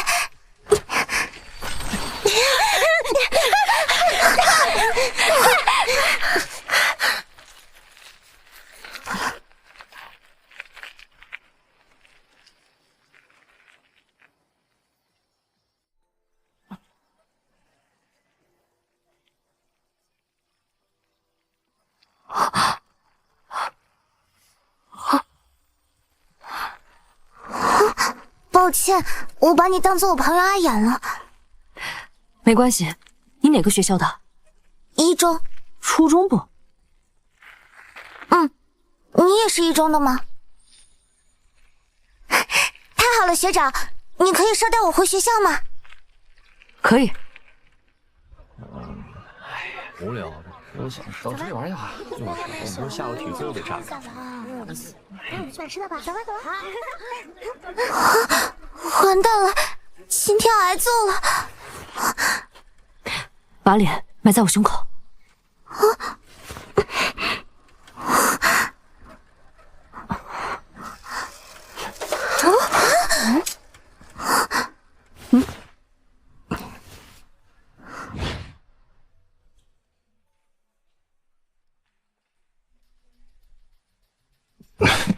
什么意思？现在的女孩子追求人的想法可真多，别的女孩追你送吃的，这个送你习题书，别说，我都觉得她挺有意思。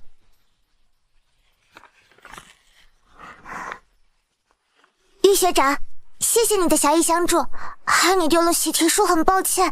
这些习题书算是我答谢学长的礼物，祝学长高考顺利，前程似锦。简晴。他人呢？走了。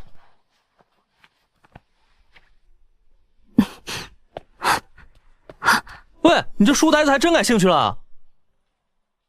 啊？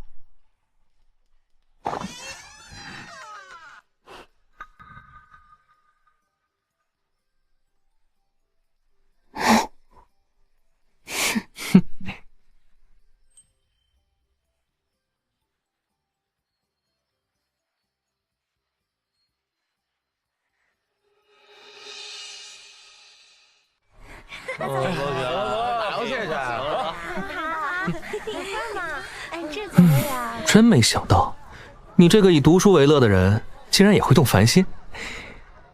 我这次倒要仔细看看，这个简晴有什么魔力能吸引到你。别胡说！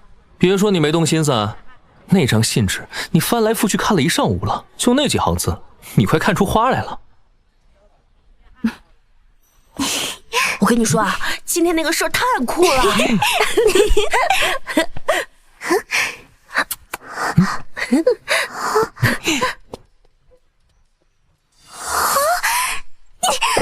呀，你这个混蛋！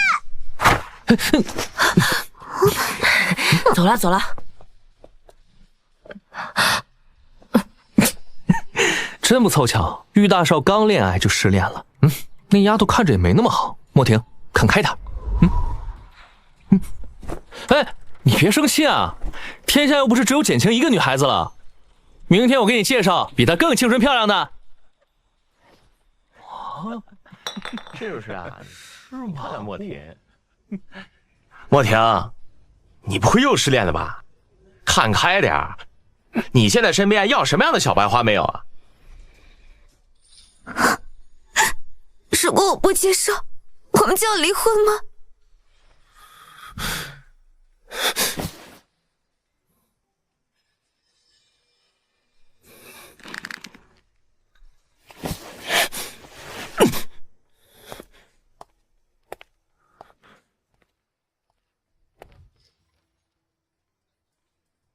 我先走了。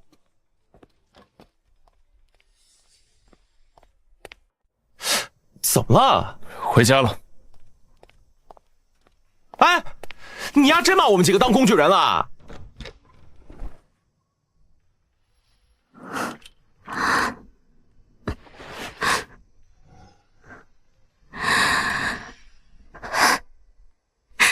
简晴，你把自己的婚姻也搞砸了。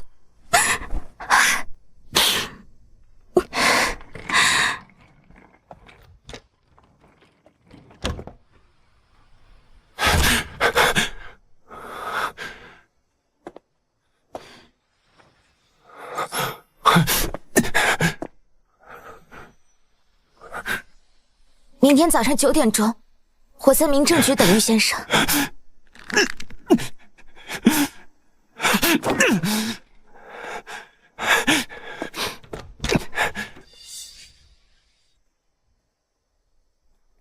这大半夜的，谁啊？我去看看。啊，晴晴，你这是怎么了？晴晴，你干嘛呢？大半夜拉着行李箱干嘛？哥，嫂子，我要跟玉先生离婚了。什么？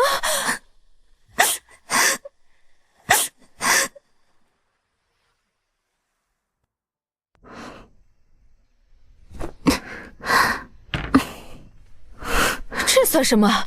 结婚还没半年就离婚，感情他这是给人玩腻了，就被退货回来了是吧？你怎么说话呢？什么玩腻了？你跟我吼什么？玩你妹妹的人又不是我。你有本事找羽衣光那个土大款吼去啊！靳佩文，我告诉你，平常你在家里说话怎么难听都行，你别侮辱我妹妹。建成，你长能耐了是吧？我说错什么了？事实本来就是如此。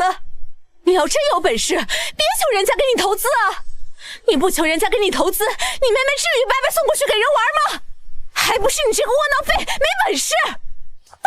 你可建成，你敢打我！这日子老娘我不过了，大家都别过了！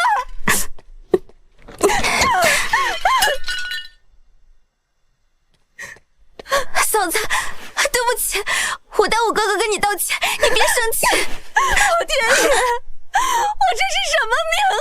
嫁了个落魄好马，辛辛苦苦陪着你打拼，吃苦养孩子，养你妹妹，到头来你就是这样回馈我的。你打我，好啊，建成，你事业有成了，就不需要我这个糟糠妻了。那你今天干脆打死我好了，打死我，我也不在你们姐姐受苦了。哥，你快给嫂子道歉。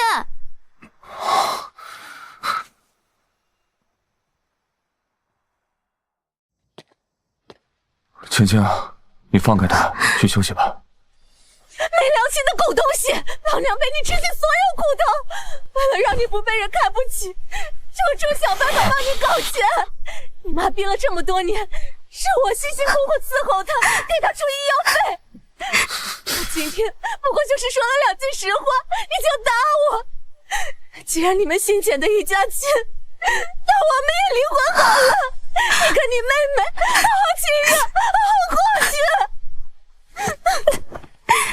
嫂子，对不起，都是我不好，没有经营好自己的婚姻。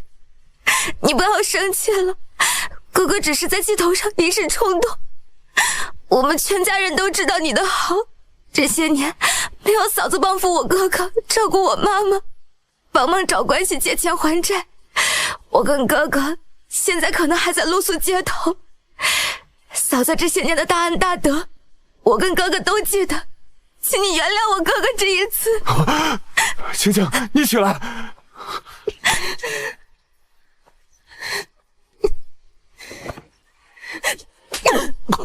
建成，你就是个白眼狼，你妹妹都比你懂得感恩。是我没本事，是我窝囊废，事业要靠买妹妹的婚姻得到。哥，你不要这样。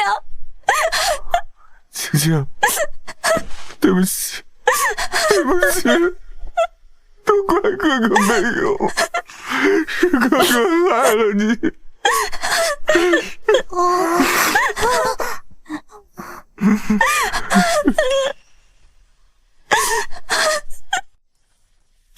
小文和小雨都这么大了，早就该让他们分房睡了。青青住的那间客屋，我都已经重新打扫过了，就等着过2天重新买了床，让小文搬进去呢。小文和小雨还能再凑合2年，不着急。你可真是好男人啊，简城，委屈自己的亲生骨肉，也要接济自己的妹妹。晴晴又不是小孩子，她有手有脚能赚钱，出去到处都是租房的地方，哪里不够她住的？她一回来，她侄女就没有地方住了，她好意思吗？金佩文，别的我都能听你的，晴晴这条绝对不能。当初买房子的时候，晴晴也贴钱了，说好的给她留一间房，我们做哥嫂的不能言而无信。我怎么言而无信了？这些年我没养着她，还是没给她地方睡觉啊？她添的那点钱，明天我还给她行不行？金佩文，你别没事找事。哼，我不跟你吵，明天问问晴晴的意思。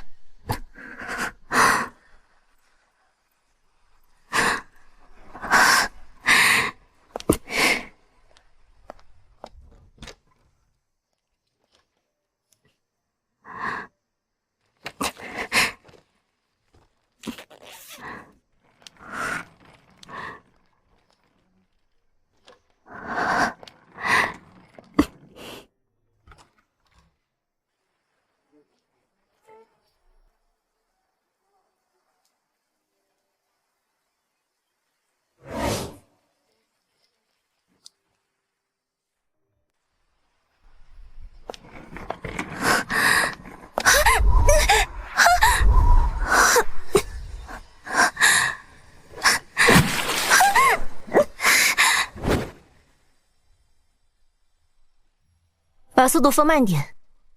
是。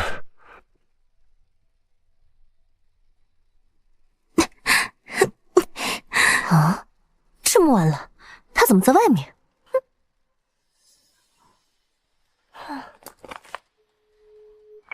休息了吗？没呢。怎么了，苏姐？我这里有个美差，想请你帮个忙。什么美差？你不是喜欢美女吗？那么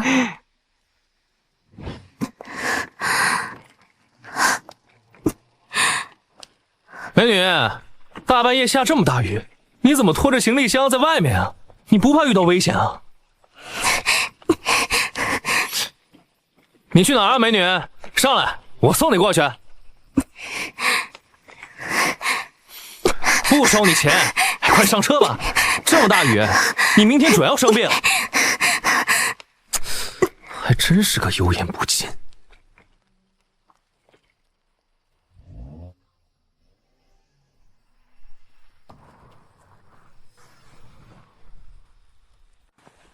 美女，上我车吧！这么晚又下这么大雨，没有车子能叫了。我送你回家。放开我！本来想对你温和点的，这么不识抬举，那就别怪我粗鲁了。放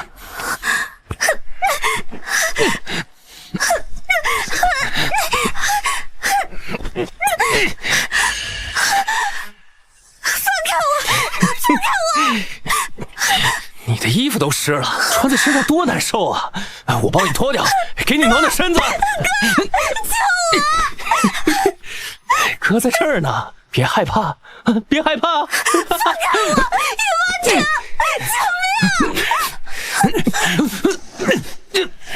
命！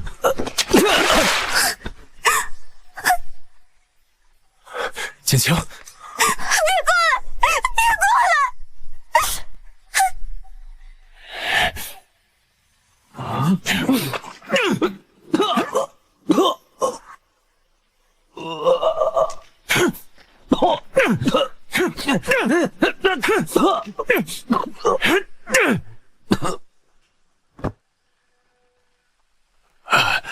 于总，他已经昏过去了，再打下去会出人命的。哎，您先去看看太太，我刚刚已经报过警了，警察很快就会过来了。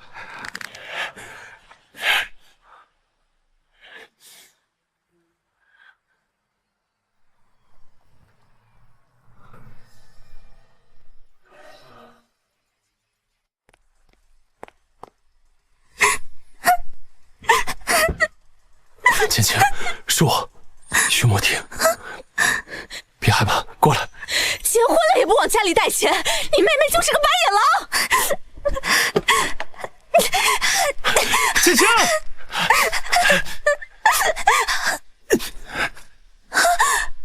你要去哪儿？跟于先生没关系。明天早上，于先生不要迟到就好。你说我老婆，怎么跟我没关系？明天早上就不是了。对不起。不必道歉，该说对不起的人是我。对不起，我不该说那些伤你的话。我从没想过要跟你离婚。这么多年，我想娶的妻子一直是你，至今都未曾改变。今晚对你说的那些话并非我本意。做了小偷的人，总想紧紧抓住本不属于自己的东西。对不起，跟我回家好不好？你很过分。对不起，我没有真的想点到掉戒指。我相信你。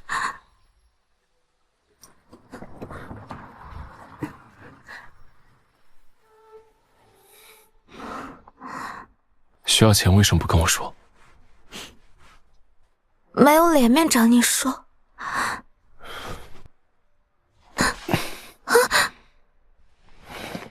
简晴，夫妻之间除了爱之外，最重要是要坦诚相待。我是你丈夫，是你可以依靠一辈子的人。我已经欠你很多了。把我们的婚戒当了，就不欠我的了。对不起，当时脑子一热就做了。我本来想周转过来，就把婚戒赎回来。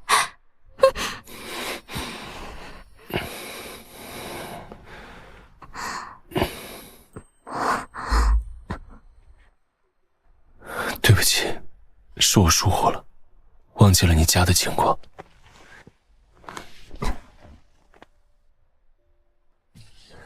这张副卡你拿着，把钱还给你朋友。我已经跟他说好了，以后慢慢还给他。宁愿用朋友的钱，都不愿意用自己丈夫的钱。这算什么？结婚还没半年就离婚，感情他这是给人玩腻了，就被退货回来了是吧？你跟我吼什么？玩你妹妹的人又不是我，你有本事找羽衣光那个土大款吼去啊！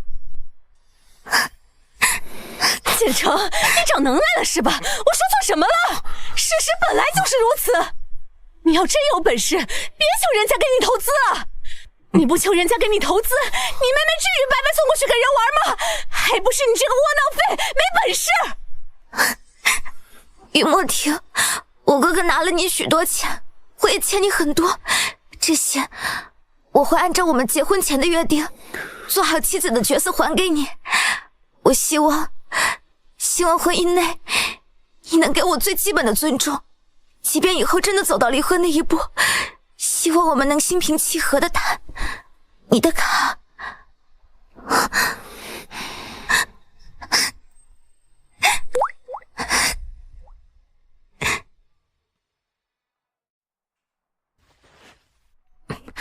请收回去吧，我朋友的钱我会慢慢还，婚戒的事情我保证以后不会再发生。要怎么样才能原谅我之前说的那些话？我知道，那是你气头上的话，我已经不生气了，只是这张卡我不能接受。很晚了，我去吹头发。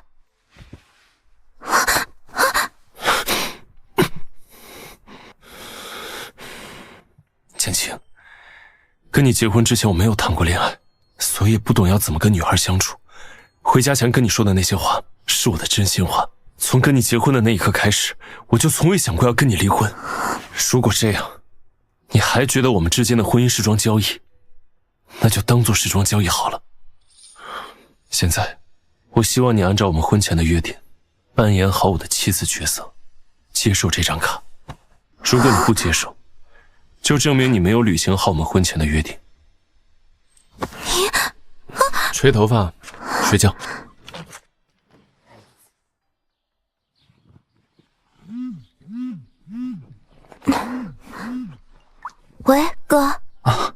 晴晴，你跟玉墨婷和好回家了？昨晚走的时候太晚了，没有打扰你跟嫂子。晴晴，哥哥对不起你。哥，不要说这些了，你还有事吗？我要去上班了。有，刚刚医院那边给我打电话说，玉墨婷把妈转到了玉家的私人医院，那里医疗条件很好。你跟玉先生道声谢，不管你们的婚姻是怎么开始的，他对咱们家着实没话说。好，我知道了。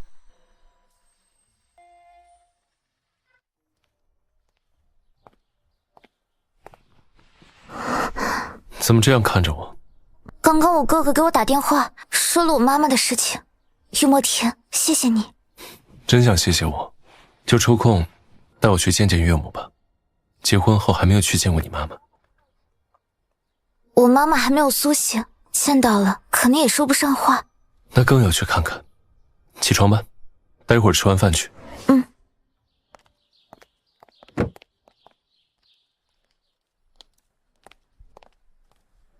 阿成，你就不要再装穷了。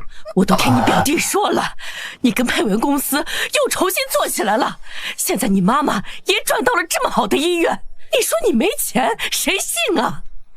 大爷，您能宽限到下个月吗？公司刚运转起来，还没有多余的利润。我妈妈转院的事情是晴晴老公做的，我跟佩文没有出钱。晴晴都结婚了，阿成，你跟佩文现在可真是越来越过分了啊！昨天我就听你表弟说，你们公司之所以能做起来，就是你们把晴晴给卖掉了。看来这话是真的，不然你们夫妻两个不会来你妹妹结婚这么大的事情都不告诉我们这些亲戚。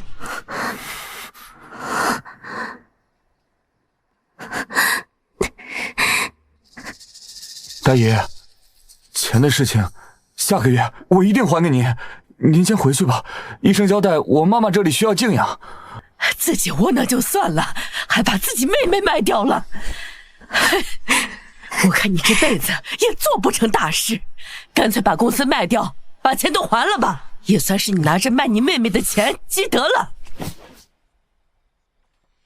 我没有卖掉自己妹妹，如果对晴晴不好，我会把钱还给她，亲自把晴晴接回来。大姨想要结果说我什么，请回你自己家说，不要打扰我妈妈。呀，有钱了果然说话都不一样了。怎么，你是忘记当年你带着晴晴怎么跪求我的了？两个臭乞丐一样的东西，要不是我怜悯你们，给你们一口饭吃，你以为你能有机会认识靳佩文，能有今天？骂你一声窝囊废，你还不乐意了？不乐意，你别做窝囊事啊！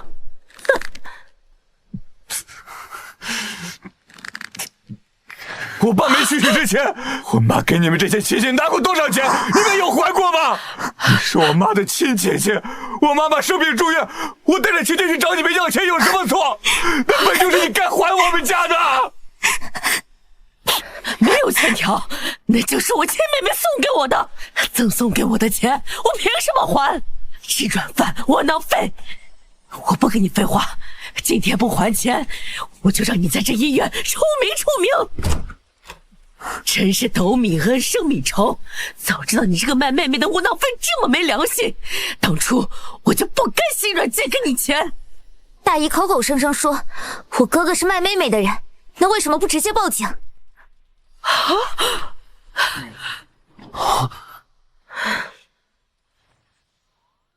晴晴，你怎么来了？他……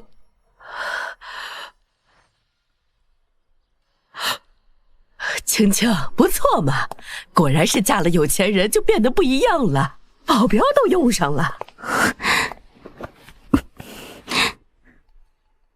怎么？我看着不像简晴的丈夫。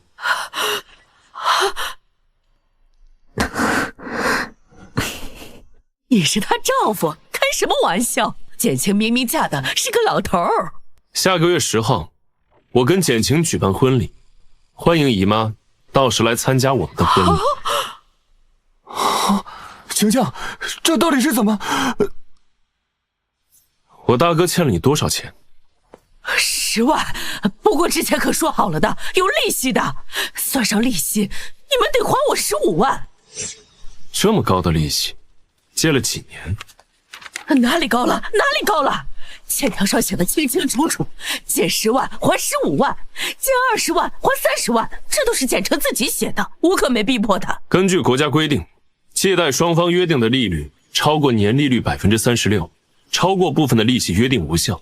这张欠条拿去打官司，超出的部分也可以不用还。你别在这糊弄我，我不信什么法律，我就信我手中的条。不按照条上的钱还给我，我让你们简家没有好日子过。不相信法律，你还拿着欠条做什么？不相信法律，这钱我们可以不用还。大哥，去找护士过来，把人轰出去。我看你们谁敢！欠钱不还，这还有没有王法了？你们今天不还钱，我就一头撞死在这儿。钱可以还，但有要求，恭恭敬敬的给我大哥道个歉。你现在就可以拿到钱。我给他道歉？我凭什么给他道歉？欠钱不还还有理了？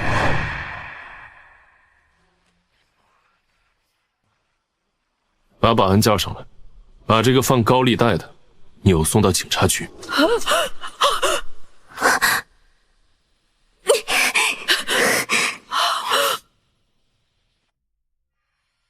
是要道歉拿钱走，还是要进警察局？你还有10分钟的考虑时间。我道歉。阿成，刚刚是大姨不对，说了那么多不中听的话，你不要跟大姨一般见识，对不起。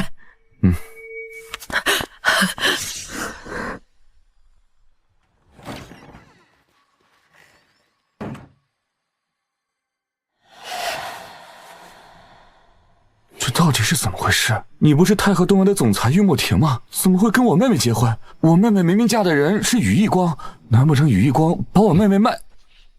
不是你想的那样，我跟简晴之间没有那么复杂。相亲那天，简晴走错了餐厅，阴差阳错才跟我在一起的。怎么可能会有这种巧合的事情？你跟晴晴之前认识吗？那她怎么会不知道你叫什么名字啊？我喜欢简晴很多年了，简晴还不知道自己嫁错了人的事情。我希望这件事情，大哥能暂时保密。为什么？找到合适的机会，我会亲口告诉他，希望大哥能保密。好吧，还是要谢谢你。晴晴嫁的人是你，而不是羽翼光，这对我对晴晴来说都是一桩幸事。大哥客气了，这对我来说才是一桩幸事。在推进啊，是啊，您稍等。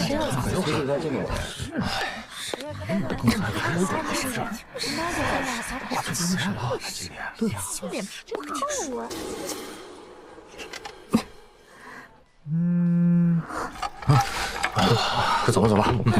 走吧，走吧。简晴，你留下，不用去了。为什么？你搞砸项目的事情还没有解决，暂时没有资格参与接下来的工作，这是部门商讨的结果。哎呀，走吧，快走吧，早轻松。快走吧。现在的人呢，不仅能吹，脸皮还格外的厚。自己做过什么事自己不清楚吗？还非得打破砂锅问到底，真是有个厚脸皮的。哼！涛哥，给你要的文件。一起去开会吧。好。走走。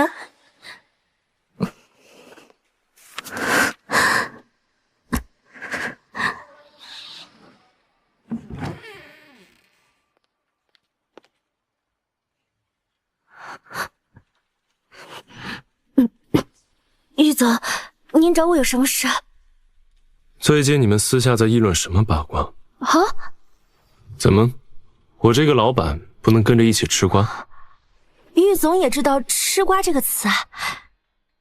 其实也没什么，就是下面部门有个刚转正的小姑娘，被派到傍大款，对方是个年纪挺大的老人。他们说这小姑娘是惯犯了，上学时就做了老师的小三，闹得老师家都散了。谁啊？叫什么名字？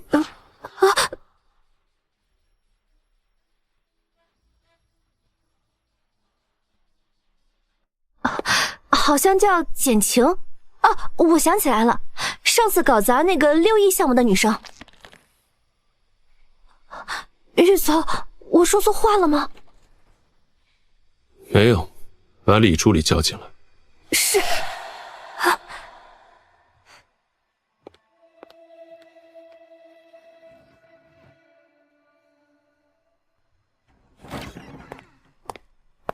玉总，您找我有事？赵总那边调查的如何了？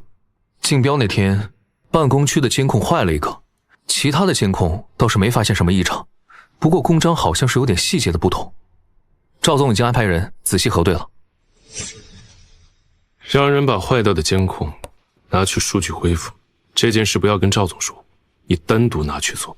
另外，去查查是谁在背后传播太太的谣言。是。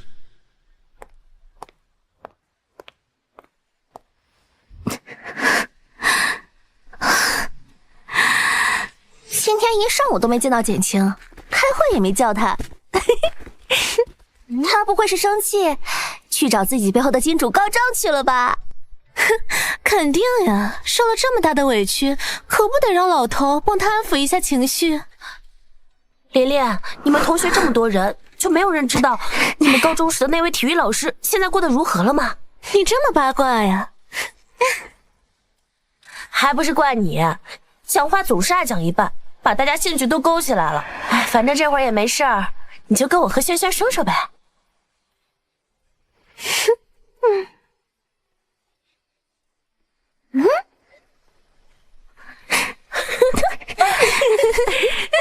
只能说就是哇。前段时间参加同学聚会的时候，倒是有跟我们体育老师住得近的老同学说过，当年体育老师跟简晴的事情被人发现后，体育老师是奔着要跟老婆离婚迎娶简晴的打算的。谁知道后来体育老师出钱出关系帮简晴上了个大学，简晴在大学找到新男友后，就一脚把我们体育老师给踹了。卸磨杀驴啊！要是真杀了，他倒也解脱了。我们同学说，现在体育老师特别的惨，老婆孩子没了，工作也没了，沾染上了赌博，整天不是喝的烂醉就是赌钱，穷的叮当响，连死了爹妈都没钱安葬。这也太惨了！简晴就没回去看过人家？看什么呀？他现在巴不得体育老师一辈子都不记得他，不然他的新金主会饶了他。听说他跟新金主说他还是个处子，也就老头子会被他的单纯外表所欺骗，现在做层膜能有多难？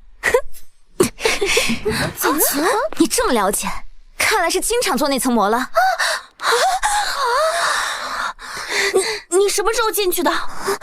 叶小姐，你还没回答我的问题呢。你的那层膜做过几次了？我听不懂你在说什么。要上班了，我就不跟你多聊了。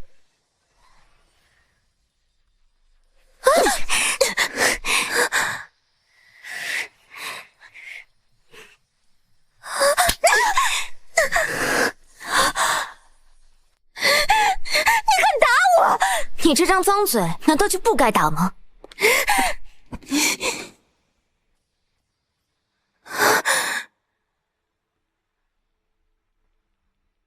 你敢还手，我们就只能去法庭见了。不知道诽谤罪还能不能保住叶小姐这份光鲜亮丽的工作？简晴，你打也打了，就放过玲玲吧，大家都是同事。我看你们刚刚八卦我的时候挺开心的，也没有管我是不是你们的同事。我们那就是随便聊聊，你不要太在意。你干嘛打我？我不过是随便打打，你不要太在意啊。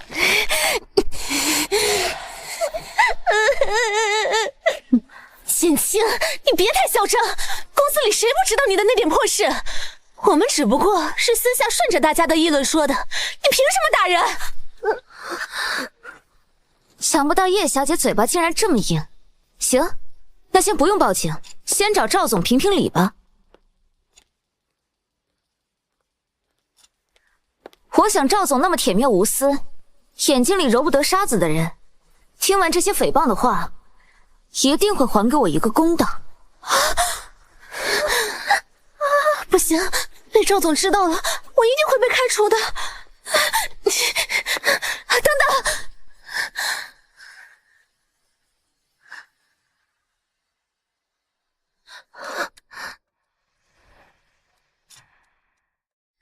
简晴，这点小事的就不用找赵总了吧？刚刚在背后议论你，是我不对，我向你道歉。这么一句不冷不淡的道歉就行了？那你想怎么样？当着部门同事的面澄清那些都是你胡编乱造的话。简晴，不是不帮你澄清，是就算我帮你澄清了，别人也未必相信呀。你当初怎么造的谣，现在就怎么让他们相信你的澄清。如果你做不到，我们就只能在赵总办公室见了。好吧，我愿意。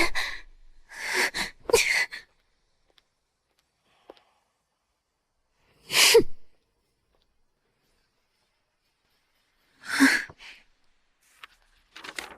什么事？赵总，求你给我做主！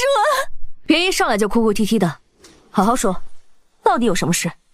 简晴因为近期她风评不好的事情很恼火，她为了洗白自己，就采集了我的声音，让人合成语音，说这些事情全都是因为我的造谣的，还逼迫我给她在同事面前澄清道歉，不然就去警察局告我。我实在是没办法了，只能求赵总还我一个公道。既然你知道是合成的声音，那还怕什么？他即便去警察局告你也没用，因为声音跟我一模一样，我真的害怕。就算不告我，音频泄露出去，同事也会误认为是我做的。可我真的没有说过他的事情，他那些事情都是别的同事亲眼看到传出来的。就因为上司跟他起了冲突，他就记恨我到现在。叶琳琳，你最好保证你说的话都是真的，不然这次再出现什么差错，我也保不了你。你应知道简晴是谁推荐进来的。我可以对天发誓，如果我有半句假话，我立刻辞职。好了，我知道了，你先回去吧。谢谢赵总。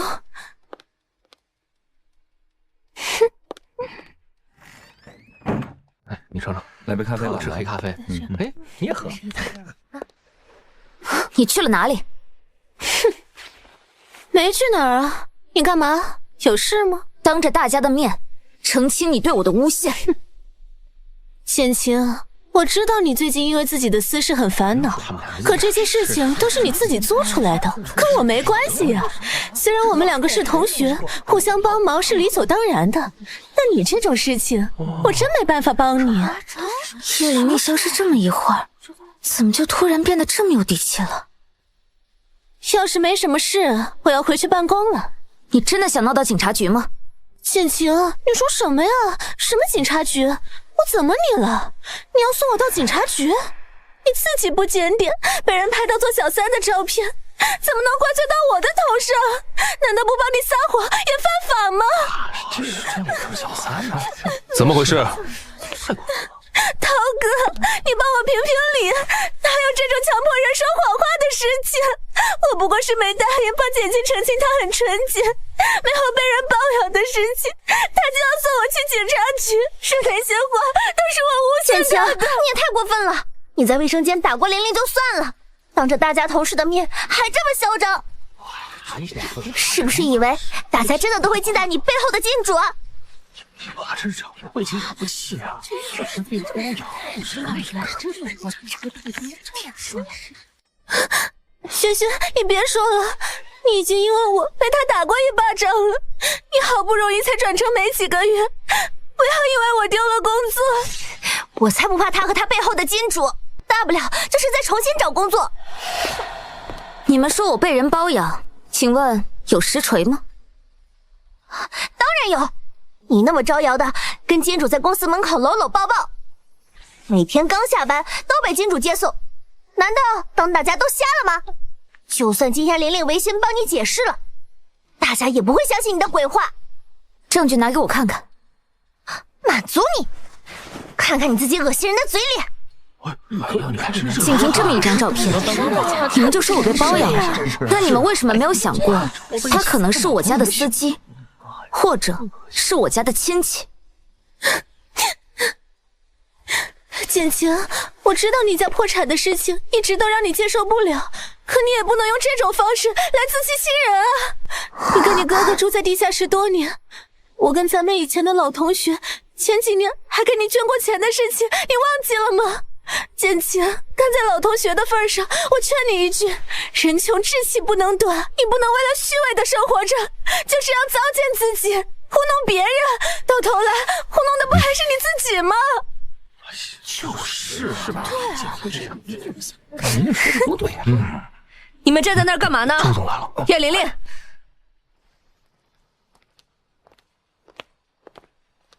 来了。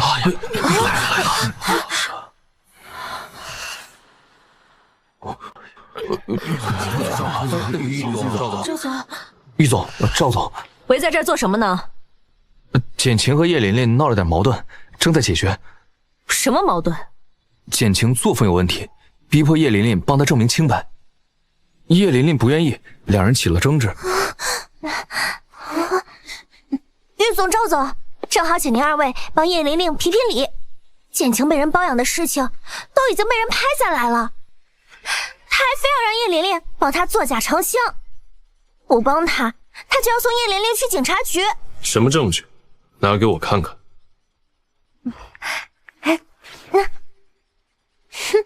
嫁给总裁又能怎么样？给总裁戴绿帽子，我看你这次还有什么能耐嘴硬？你们确定简晴的金主就是他？是，玉总，很多人都亲眼所见过。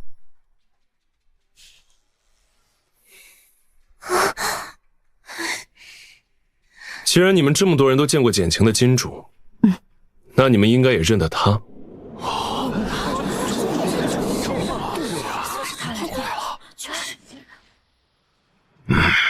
是他，我那天下班亲眼看到他下来给简晴开车门。我也记得是他，早上上班的时候就是他开车送的简晴啊。玉总，他怎么会跟您在一起？难道玉总今天就是来找简晴捉奸算账的？因为他是我安排给简晴的司机。什么？玉总给简晴安排的司机？我没听错吧？这事情也太抓马了！玉总为什么要给简晴找司机啊？这怎么可能呢？琳琳不是说简晴家早就落魄了？简晴现在还在住地下室。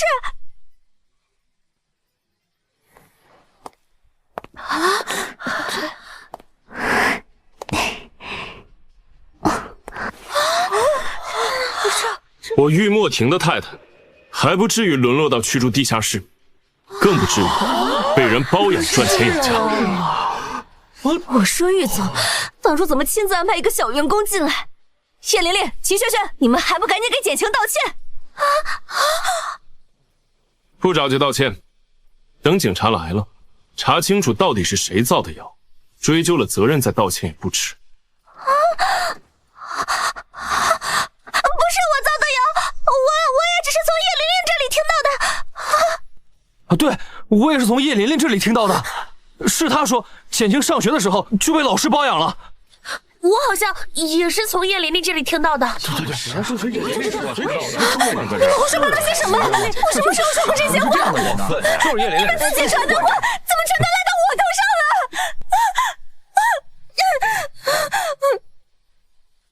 叶琳琳，你也太恶心了！明明所有的谣言都是你传出来的，咱们的小群里可都有记录呢。齐轩轩，把你们的小群记录先截图，待会儿一并交给警察。好，不行，齐轩轩，我对你这么好，你就这样背刺我吗？你利用我多少次了？我不过是实话实说，怎么就背刺你了？这次要不是你怂恿我，我能站出来跟你一起指责污蔑简晴吗？你这个两面派，打死你！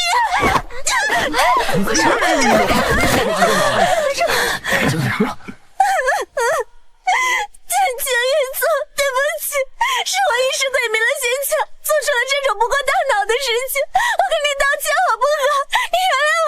你明明编造的详细又周全，怎么就鬼迷心窍了？是我不对，我诚恳跟你道歉。不必了，我不接受你的道歉。一切事情我们到警察局再说吧。不行，你必须接受我的道歉，我不能去坐牢。叶玲玲，别在这里鬼哭狼嚎了。这精神是不是有问题？你刚刚在办公室跟我发过誓，如果你说的有半句假话，就自己主动辞职。那是不是我主动辞职，就不会再追究我的责任了？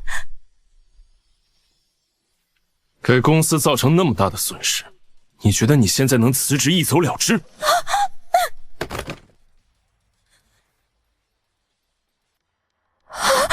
难道狱总知道了投标的事情真相？不会的，监控已经损毁了，没有人会发现。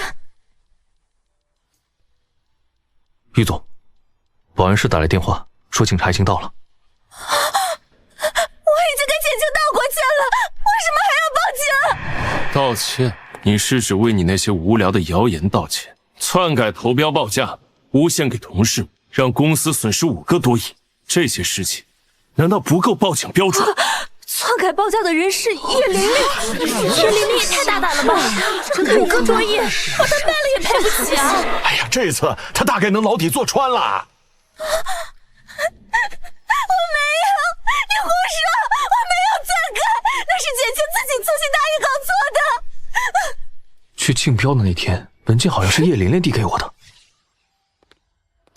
我可以作证，叶玲玲有很大的嫌疑。那天她哄骗我去卫生间找简晴要文件，文件是我亲手递给叶玲玲的。你给我住口！既然经过你的手，那你也有嫌疑。我跟简晴无冤无仇，我吓唬她做什么？李助理，带着保安把他送到警察那里。他想要什么证据证明是他做的，到警察局给他看恢复后的视频监控。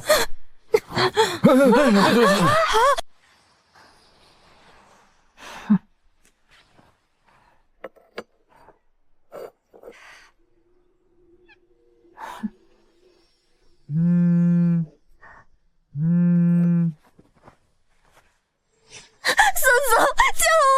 怎么了？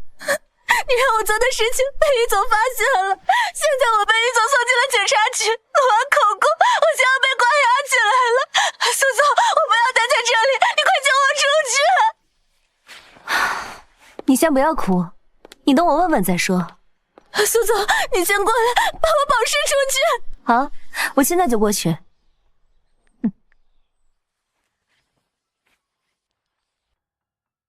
曹律师，你去警察局打听一下太和东阳那个叫叶玲玲的事情，警察手里有多少确凿的证据？好的，需要保释那位小姐吗？不要保释，也不要让人知道你是我的律师。是。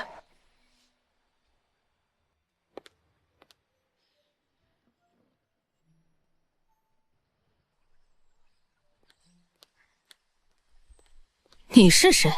站在我家门口做什么？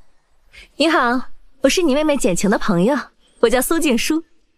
哦，你有事吗？有点事，方便进去聊吗？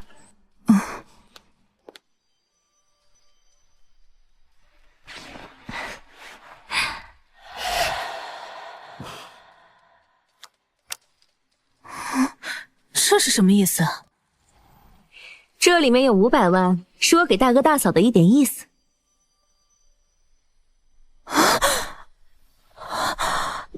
你什么意思？莫名其妙给我们钱干嘛？确实是有点事情想要请大哥大嫂帮忙。我跟简晴有个共同的朋友，因为一点小事两人闹了冲突，简晴的动用关系将那位朋友送到了警察局。现在那位朋友已经知错了，但是简晴依旧不肯放过他，所以他来求我，想让我帮他求求你跟大哥，让简晴放他一马。你说的是我那呆傻小姑子简晴吗？我可从来没见过简晴跟人起冲突。我也蛮惊讶的，简晴这次反应很大，我想跟她现在嫁的人也有关系。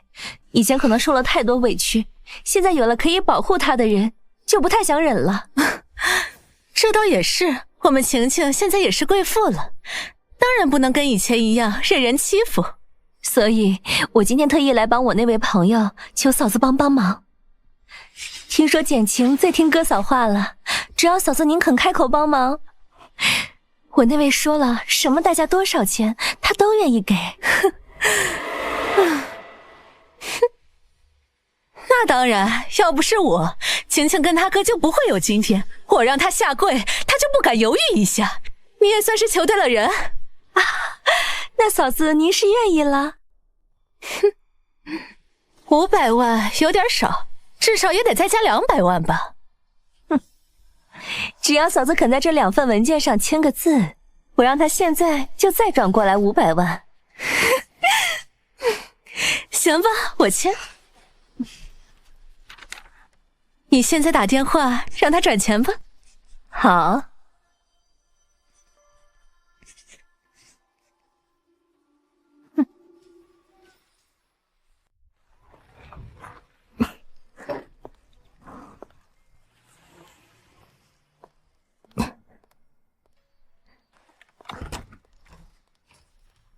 嫂子，打电话让我回来，有事吗？是有点事，晴晴你先坐下喝水，我们慢慢说。嫂子，我们是一家人，有话你直说吧。咱们是一家人，那嫂子就不跟你拐弯抹角了。你跟你朋友闹矛盾的事情我都知道了，你那个姓苏的朋友昨天找到我，请我帮忙给你道歉，希望你能给那位朋友个机会，出个谅解书。姓苏？晴晴，不是嫂子说你，人不管多有钱都不能飘，要多想想以前的苦日子和以前的朋友陪伴。嫂子，给你谅解书的人叫什么？好像叫什么，我想到了，叫苏静书。他说跟你闹矛盾的人叫叶玲玲。怎么了，晴晴？他是不是给你钱了？你这是什么话呀？朋友间的小打小闹，你也别太放在心上了。做事留一线，日后好相见。更何况是你的朋友。不管他给了嫂子你多少钱，原封不动的还给他。你要是不还，到时候只能进去了。我跟哥哥也救不了你。你咒我呢？我是收了他的钱，但那是他给你的道歉赔偿款。你把这谅解书签了，不就什么事都没了？我不会签，你不还钱，他只会找你的麻烦，不会找我的麻烦。是还钱还是蹲监狱，嫂子自己选择。你给我站住，建清！难怪你那个朋友说你做了有钱太太后就变了，我看你是真的变了。你在我面前装什么清高呢？没有我，你能有今天吗？嫂子，不是我不签，是因为他们不是我的朋友。事情也并非苏静书跟你说的那么简单，而且即便要签谅解书，也该由玉墨庭签。我没权利签。那你就拿回去让他签呀。以前我是真的小看你了，没想到晴晴你看着也不是表面那么单纯呆傻呀，还挺会哄男人的。嫂子，你什么意思？你跟玉墨庭的事情我都听你哥说了，真是令人惊讶。原以为你会嫁给羽一光那么又丑又老的土大款，没想到竟然勾搭上了太和东洋的老总。玉墨庭跟羽一光，你可真有本事啊！你在这跟我装什么傻呢？既然你手段高到能让太和东洋的老总娶你，这份谅解书应该也能很容易的哄他签了。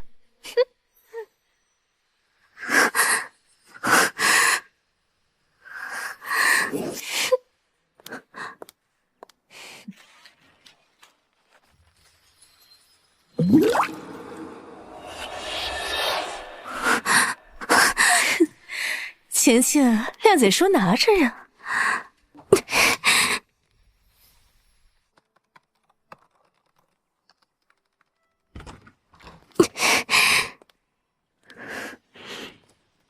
不是回家跟你嫂子谈事情了吗？怎么这么快就回来了？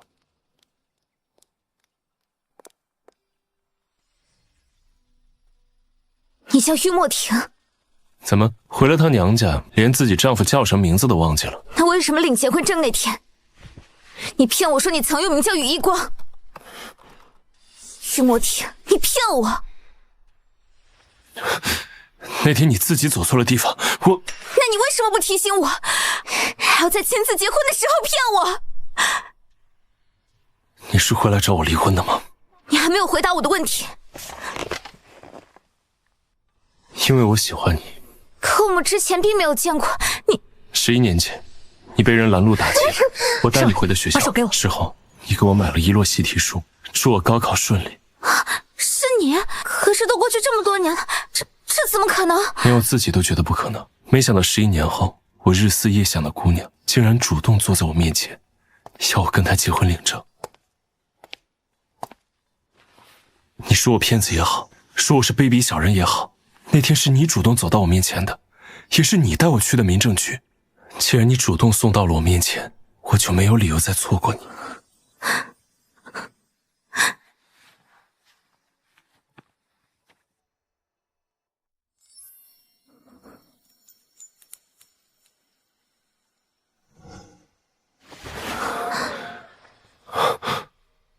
简晴，如果你是来找我算账谈离婚的事情的，我可以告诉你我的态度和答案。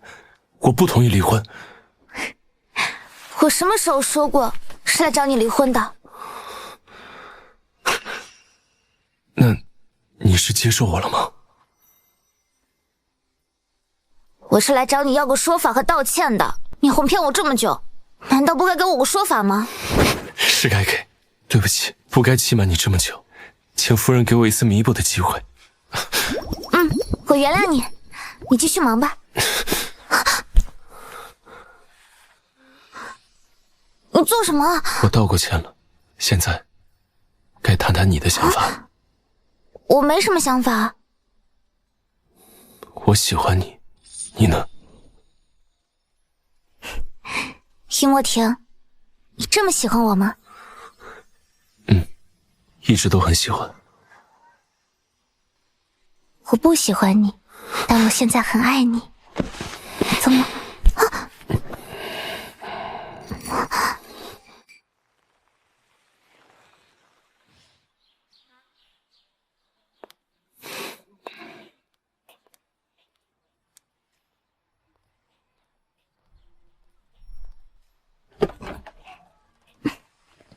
你今晚不是有饭局吗？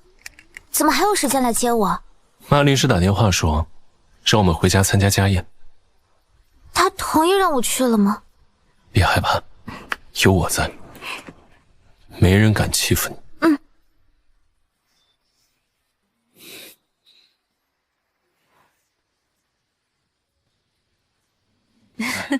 哎，杨先生，需要什么？少了点吧。是啊，莫婷回来了。莫婷，身边这位就是你老婆。我太太简晴。莫婷，你可真够慢的，下班都这么久了才过来，雪薇都等你大半个小时了。莫婷，好久不见。好久不见。在国外这几年，我一直都没有忘记过你。哼，我看你还有什么脸待在我儿子身边？当年我看不上的货色，都比你强。哼，妈，注意你的言辞。伯母，您别这么说，这位就是简小姐吧？果然很特别。顾小姐，你好，初次见面，请多关照。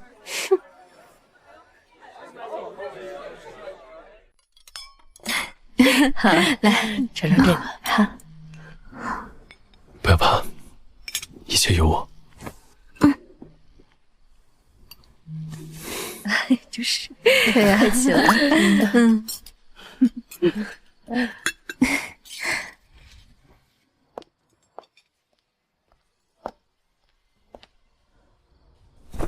好，具体细节明天办公室谈。你站在这干嘛？等你啊，莫婷。这些年我每天都在想你，没想到伯母前天突然给我打电话，说她现在愿意让我嫁给你了。我已经结婚了，你不想相信我妈胡说的话？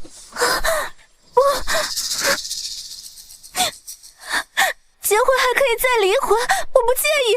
看到你身边的女人的第一眼，我就知道你还爱着我，不然你怎么会找一个气质外形都跟我很像的人做老婆？莫婷，别推开我，当年因为我的家世背景太差，伯母才拆散的我们，现在伯母终于同意我们了。你说反了，不是他像你，是你像他，不然你没机会靠近我一步。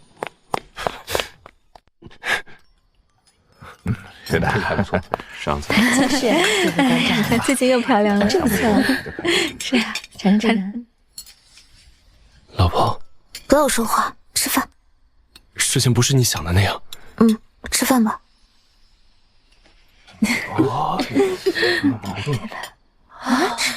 莫婷，你跟我来书房一趟。好，如果一个人在这里不自在，就先回车上等我。等跟爸聊完事情，我们就回家。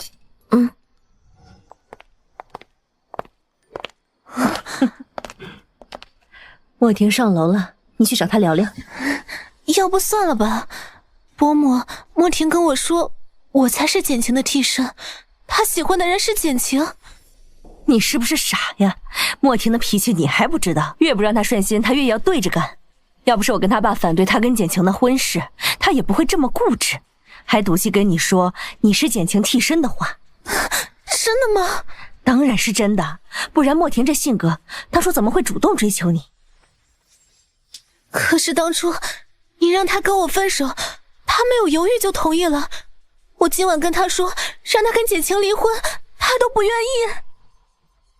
哎呀，结婚跟谈恋爱能一样吗？你要是不试试，机会可就一点都没有了。机会我是都给你了，要不要看你自己。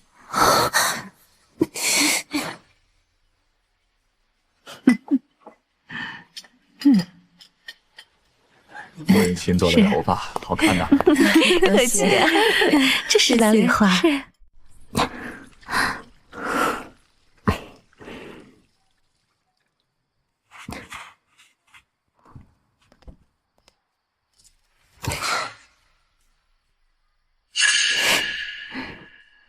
我不上厕所，我想找你聊聊。去外面聊吧。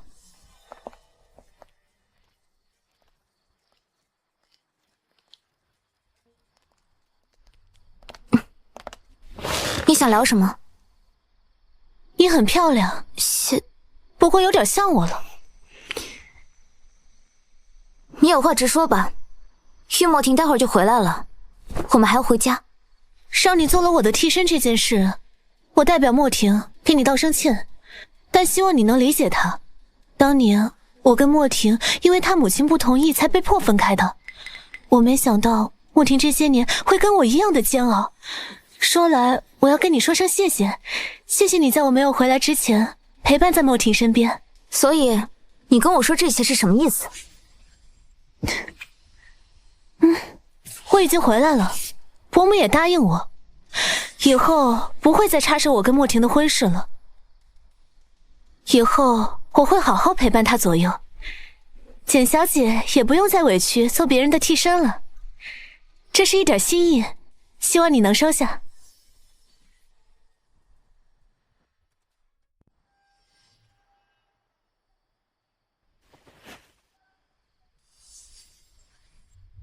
原来我丈夫这么值钱，每个人都给他标好了价格，可是我还没有穷到要卖丈夫的地步。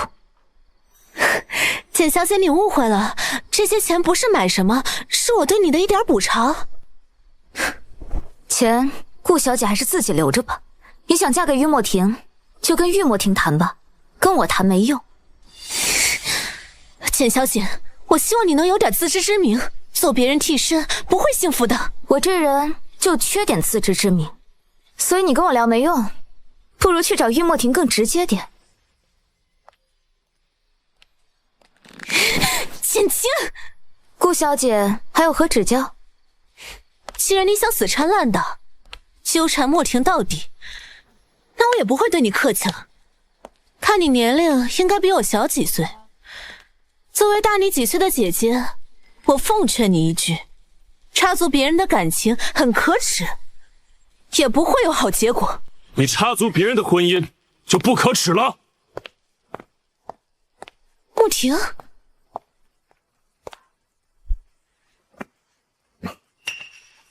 简晴现在是我的妻子，以后也会一直都是我的妻子。当初找你谈恋爱，确实在你身上看到了简晴的影子，但不管是恋爱期间或者分手后，我不觉得有哪里对不住你的地方。你撒谎！你既然喜欢简晴，那你当初干嘛不直接找她？为什么还要追求我？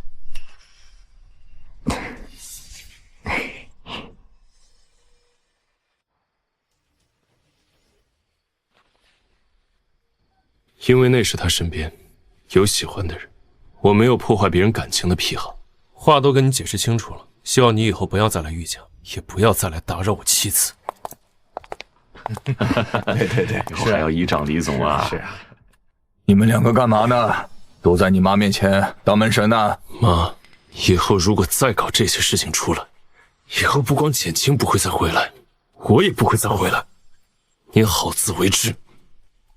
什么事情？跟爸也提前说一声，太和东阳股东的位置，以后也会有简晴一个。我希望到时候能得到爸的支持。你别胡说，我没说要做股东。你是我妻子，我们之间只有并肩而立，没有谁甩下谁。能看到你们认真对待婚姻，好好生活，我跟你妈自然不会反对。谢谢爸。打碎了我的宝贝古董，没见你说声抱歉就算了，改口茶也没喝上一口，不知道的还以为莫婷娶个仙女回来了呢。对不起爸，改天一定会认真给您和妈奉上改口茶。这还差不多。莫婷说的话你也记住，他们已经结婚了，你就别折腾了，让自己儿子落个二婚的名头，好听还是怎么着？知道了。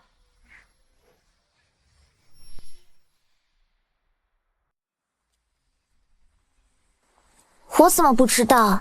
以前上学时我谈过恋爱，你是从哪里听到的？你的小竹马不是吗？我跟阿野从小一起长大，太熟悉彼此了，怎么可能会呢？不会，你还让他随便亲你？亲我？我怎么不知道？可能是有过吧，但我忘记了。不过我跟阿眼之间什么事情都没有。结婚前你还谈过恋爱呢，我都没谈过恋爱。真的，我爸爸没去世之前，我爸妈不允许我早恋。后面我们家破产后，追我的人就少了很多。我跟哥哥那时候忙着躲债还债，也没心思谈恋爱。你是我第一个喜欢的男生，开心了吗？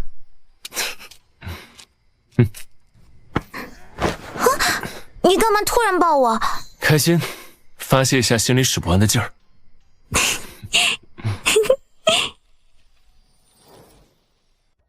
是啊，这件事交给你了。这个这边还在推进啊，有请我发您稍等一下，催促一下进度吧。好，这个怎么说？还今天？对啊。简晴，有位女士找你，在会客室。好，谢谢你。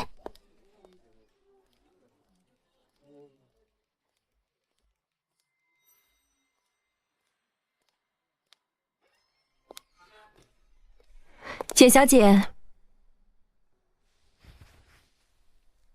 苏小姐找我有事吗？我有什么事，简小姐应该早就知道了。叶琳琳是我的朋友，我想要保下她，希望简小姐能给我一个面子。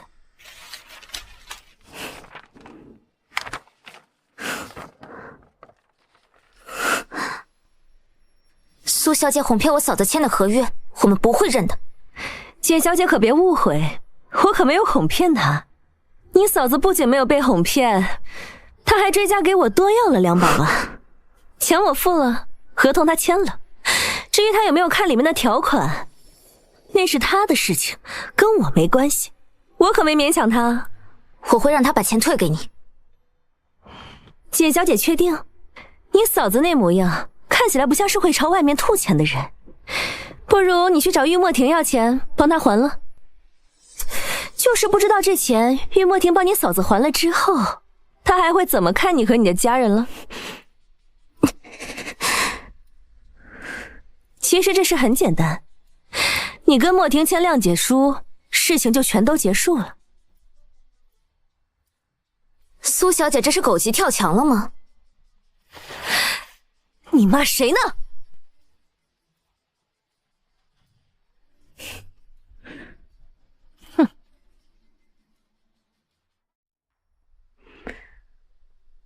6亿的项目，纵使我跟叶玲玲有不共戴天的仇怨，她也没这个胆子，敢拿这么大的项目下手对付我。能让她有底气和胆量做这件事的人，一定是能兜底，能跟太和东阳实力不相上下的人指使她做的。我能想到这些，玉墨婷自然也能想到，警察那边也能想到。苏小姐想拿一份糊弄的合约拴住我，那苏小姐就想错了。我觉得叶玲玲可能熬不到我签下谅解书的那天，就会主动招供。浅晴，难道你真的想看到你嫂子坐牢？我会劝她还钱，至于她还不还，那是她的事情，我做不了救世主的工作，我要工作了就不奉陪。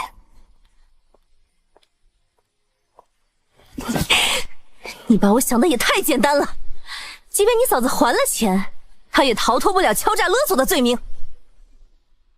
既然左右都逃脱不了，那我为什么还要继续在这里跟苏小姐废话？苏小姐还是提前做好坐牢的心理准备吧。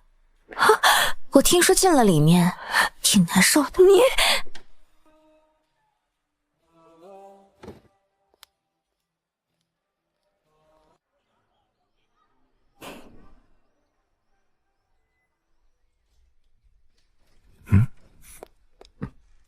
晴晴，怎么这个时候来了？你今天不上班吗？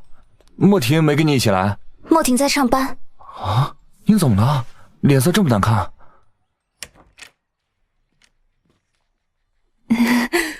晴晴，你来啦。嫂子，是不是还没有把钱还给苏静书？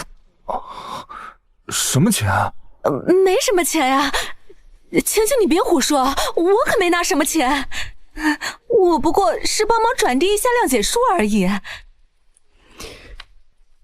苏静书已经找到我了，嫂子，你帮哥哥打理公司，应当能看得懂合同。嫂子仔细看看这份合同，再决定要不要继续坚持不还钱。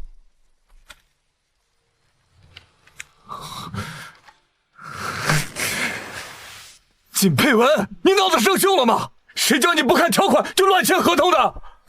签了也没什么呀，对方只要求晴晴和玉墨婷签署一份谅解书而已，只要签了，这合同就没用了。上次我就跟嫂子说过了，我不会签，玉墨婷也不会签，嫂子还是把钱原封不动的还回去，兴许判的时间会短点。简晴，我看你是故意的吧？是不是故意串通外人搞我，好把我弄到监狱，再跟你哥哥重新找一房小的？嫂子，您别不可理喻，这些年我有多尊重你，你应该心知肚明。以前我明，现在我不明。明明就是一份谅解书的事情，你偏偏要为难我。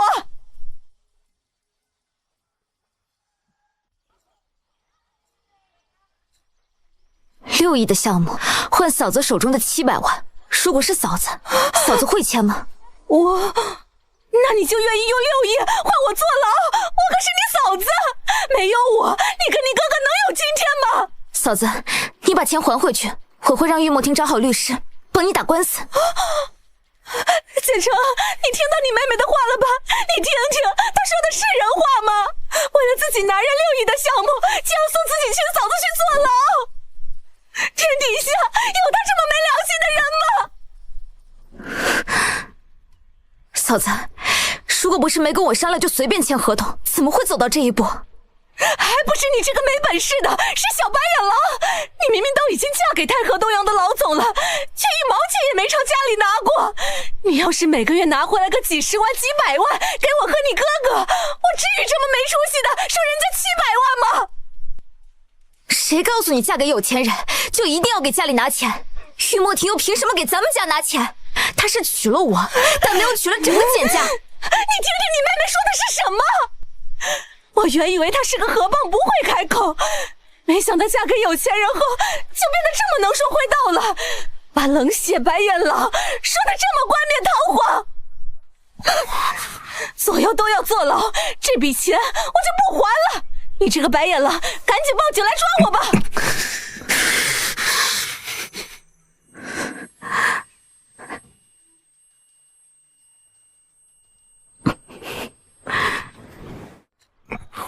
晴晴，你嫂子她为了这个家辛苦这么多年了，你就算是看在她没有功劳也有苦劳的份上，帮帮你嫂子，让于墨婷签了谅解书吧。哥，我不说不代表我能一直忍受。如果当初我没有走错餐厅，没有嫁给于墨婷，我现在可能都没有办法好好的站在这里跟你们说话。嫂子对我们家的恩情，我会跟哥哥一起慢慢还给她，但我不想再一次又一次的卖自己还恩情。青青，这件事不是别的事情，你嫂子坐牢了，你侄子侄女怎么办？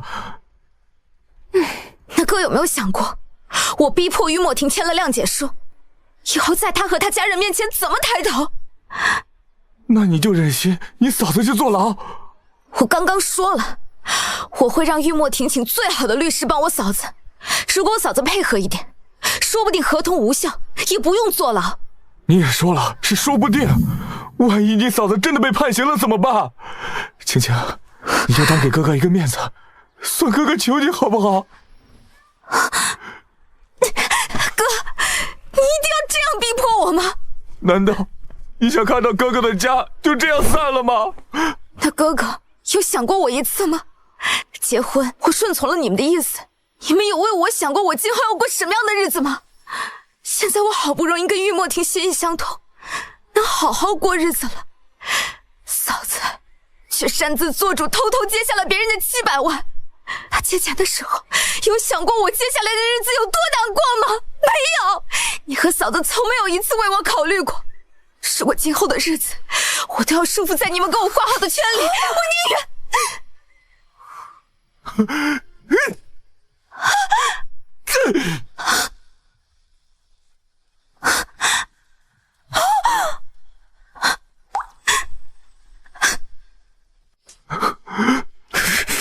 你再胡说八道，就去爸的坟前给我跪下去！可别，爸那样有节气的人可受不了这么白眼狼的女儿。青青，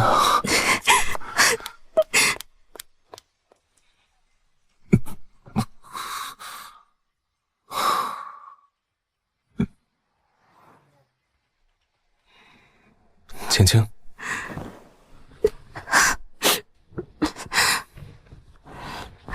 你怎么现在回来了？总裁夫人翘班的事情都告状告到我这里来了，打电话不接，我只好回来看看。哭了，发生什么事情了？没事。没事哭什么？你的脸怎么肿了？谁打的？没事，你别问了，我去做午饭。你如果不说实话，今天饭都不要吃了。老公，我哥哥打我。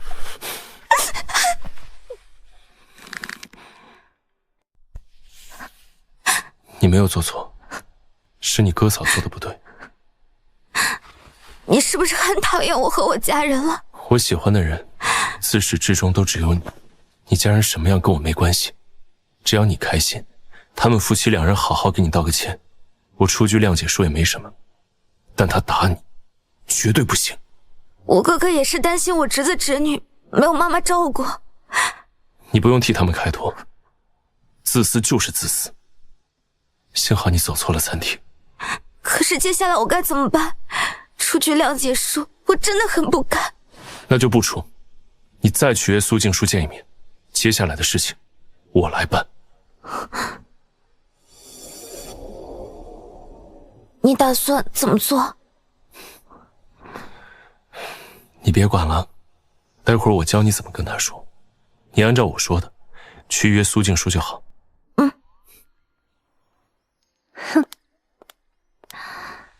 简小姐这是想通了，托苏小姐的福，我们家这2天很热闹，我想不想通都难。早知今日何必当初？谅解书呢？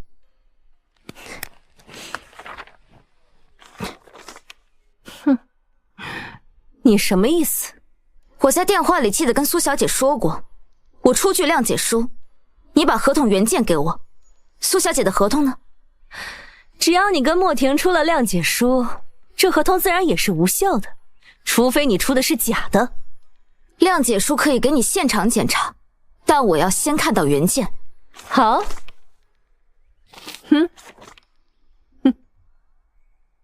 行，为了不让你觉得我造假骗你，我现场摁指纹，玉墨婷说她不想见你，就没办法当场给你证明了。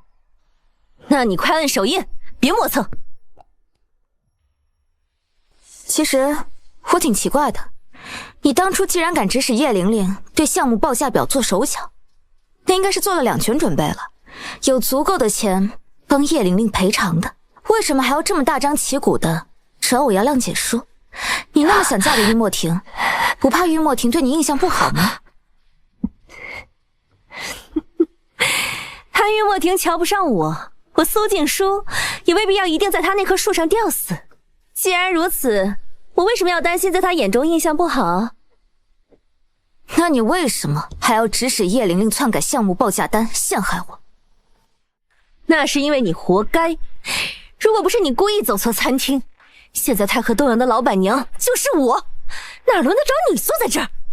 抢了我的男人，你还在我面前摆出嚣张的姿态，没有弄死你就是我心善。确实心善，6个亿的项目，如果不是玉墨婷，我这辈子可能都还不起。你知道就好，快点按手印，我没这么多时间在这里跟你耗。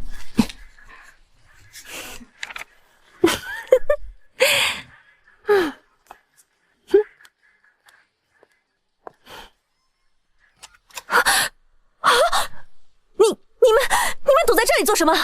等苏总啊。等我做什么？苏静书，跟我们走一趟吧。我这里有玉墨婷和简晴的谅解书，你们不能抓我。苏小姐堂堂一个跨国公司女总裁，怎么会连内容都不看呢？谅解书内容里可没有说要谅解你，我们谅解的是叶玲玲。苏小姐刚刚的坦白，应该可以算主谋了吧？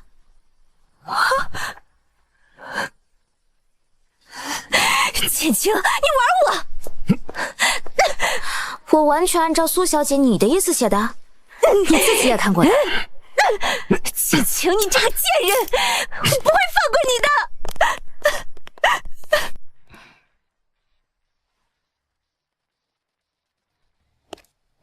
莫婷，晴晴不在家吗？我想找她聊聊前些天的事情，是我激动了。大哥不用等了，晴晴不想见你。晴晴还在生我和她嫂子的气吗？我今天来就是给她道歉的。道歉就不必了，大哥把这张卡收下，在合约上签个字，就请离开吧。这是什么？莫婷，我们全家很感激你对晴晴、对我们家的帮助，但晴晴是我亲妹妹，你没有权利替她做决定，让她跟我们断绝关系，国家也没有这种法律。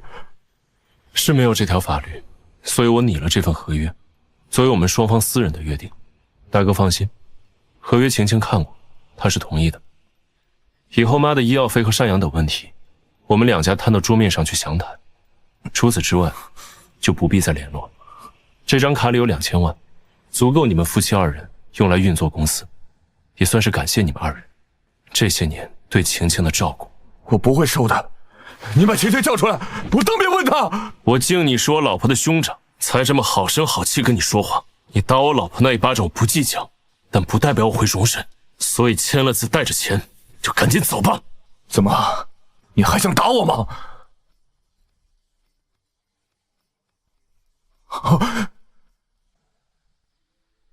哥，你签了吧。晴晴，你确定要跟我断绝关系？嫂子对我们有恩，对你的恩情更大。我知道你是有情有义的人，不会做对不起我嫂子。为了以后我们都能安稳生活，关系还是清晰点比较好。你是因为那巴掌所以还在生气吗？如果是，你打回来好了。哥本来就对不起你，你随便打，打到你消气为止。但我们亲兄妹把资产钱嘱咐过我，要好好照顾你跟妈妈，所以我不会跟你断绝关系。可我不想再忍下去了，我好委屈。这些年嫂子对我非打即骂，为了你跟嫂子的安稳，我没命的工作，甚至放弃了自己喜欢的工作，一边帮你们打理生意，一边帮你们照顾孩子。可嫂子执意要将我嫁给年龄大我几十岁的男人时，哥，你却并没有为我抗争到底。你看似每次都在帮我说话，可到最后都会屈服于嫂子。我不止一次在想，可你说的那些话到底是说给我嫂子听的，还是说给我听的？你不签也没关系，反正我以后是不会再回去了。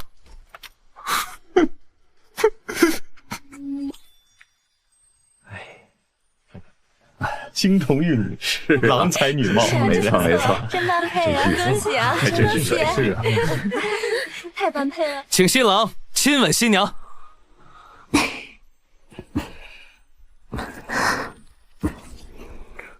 简晴，谢谢你嫁给我。也谢谢你娶我。为了谢你，我有一份礼物送给你。什么礼物？我怀孕了。真的，老婆，我爱你。我也爱你。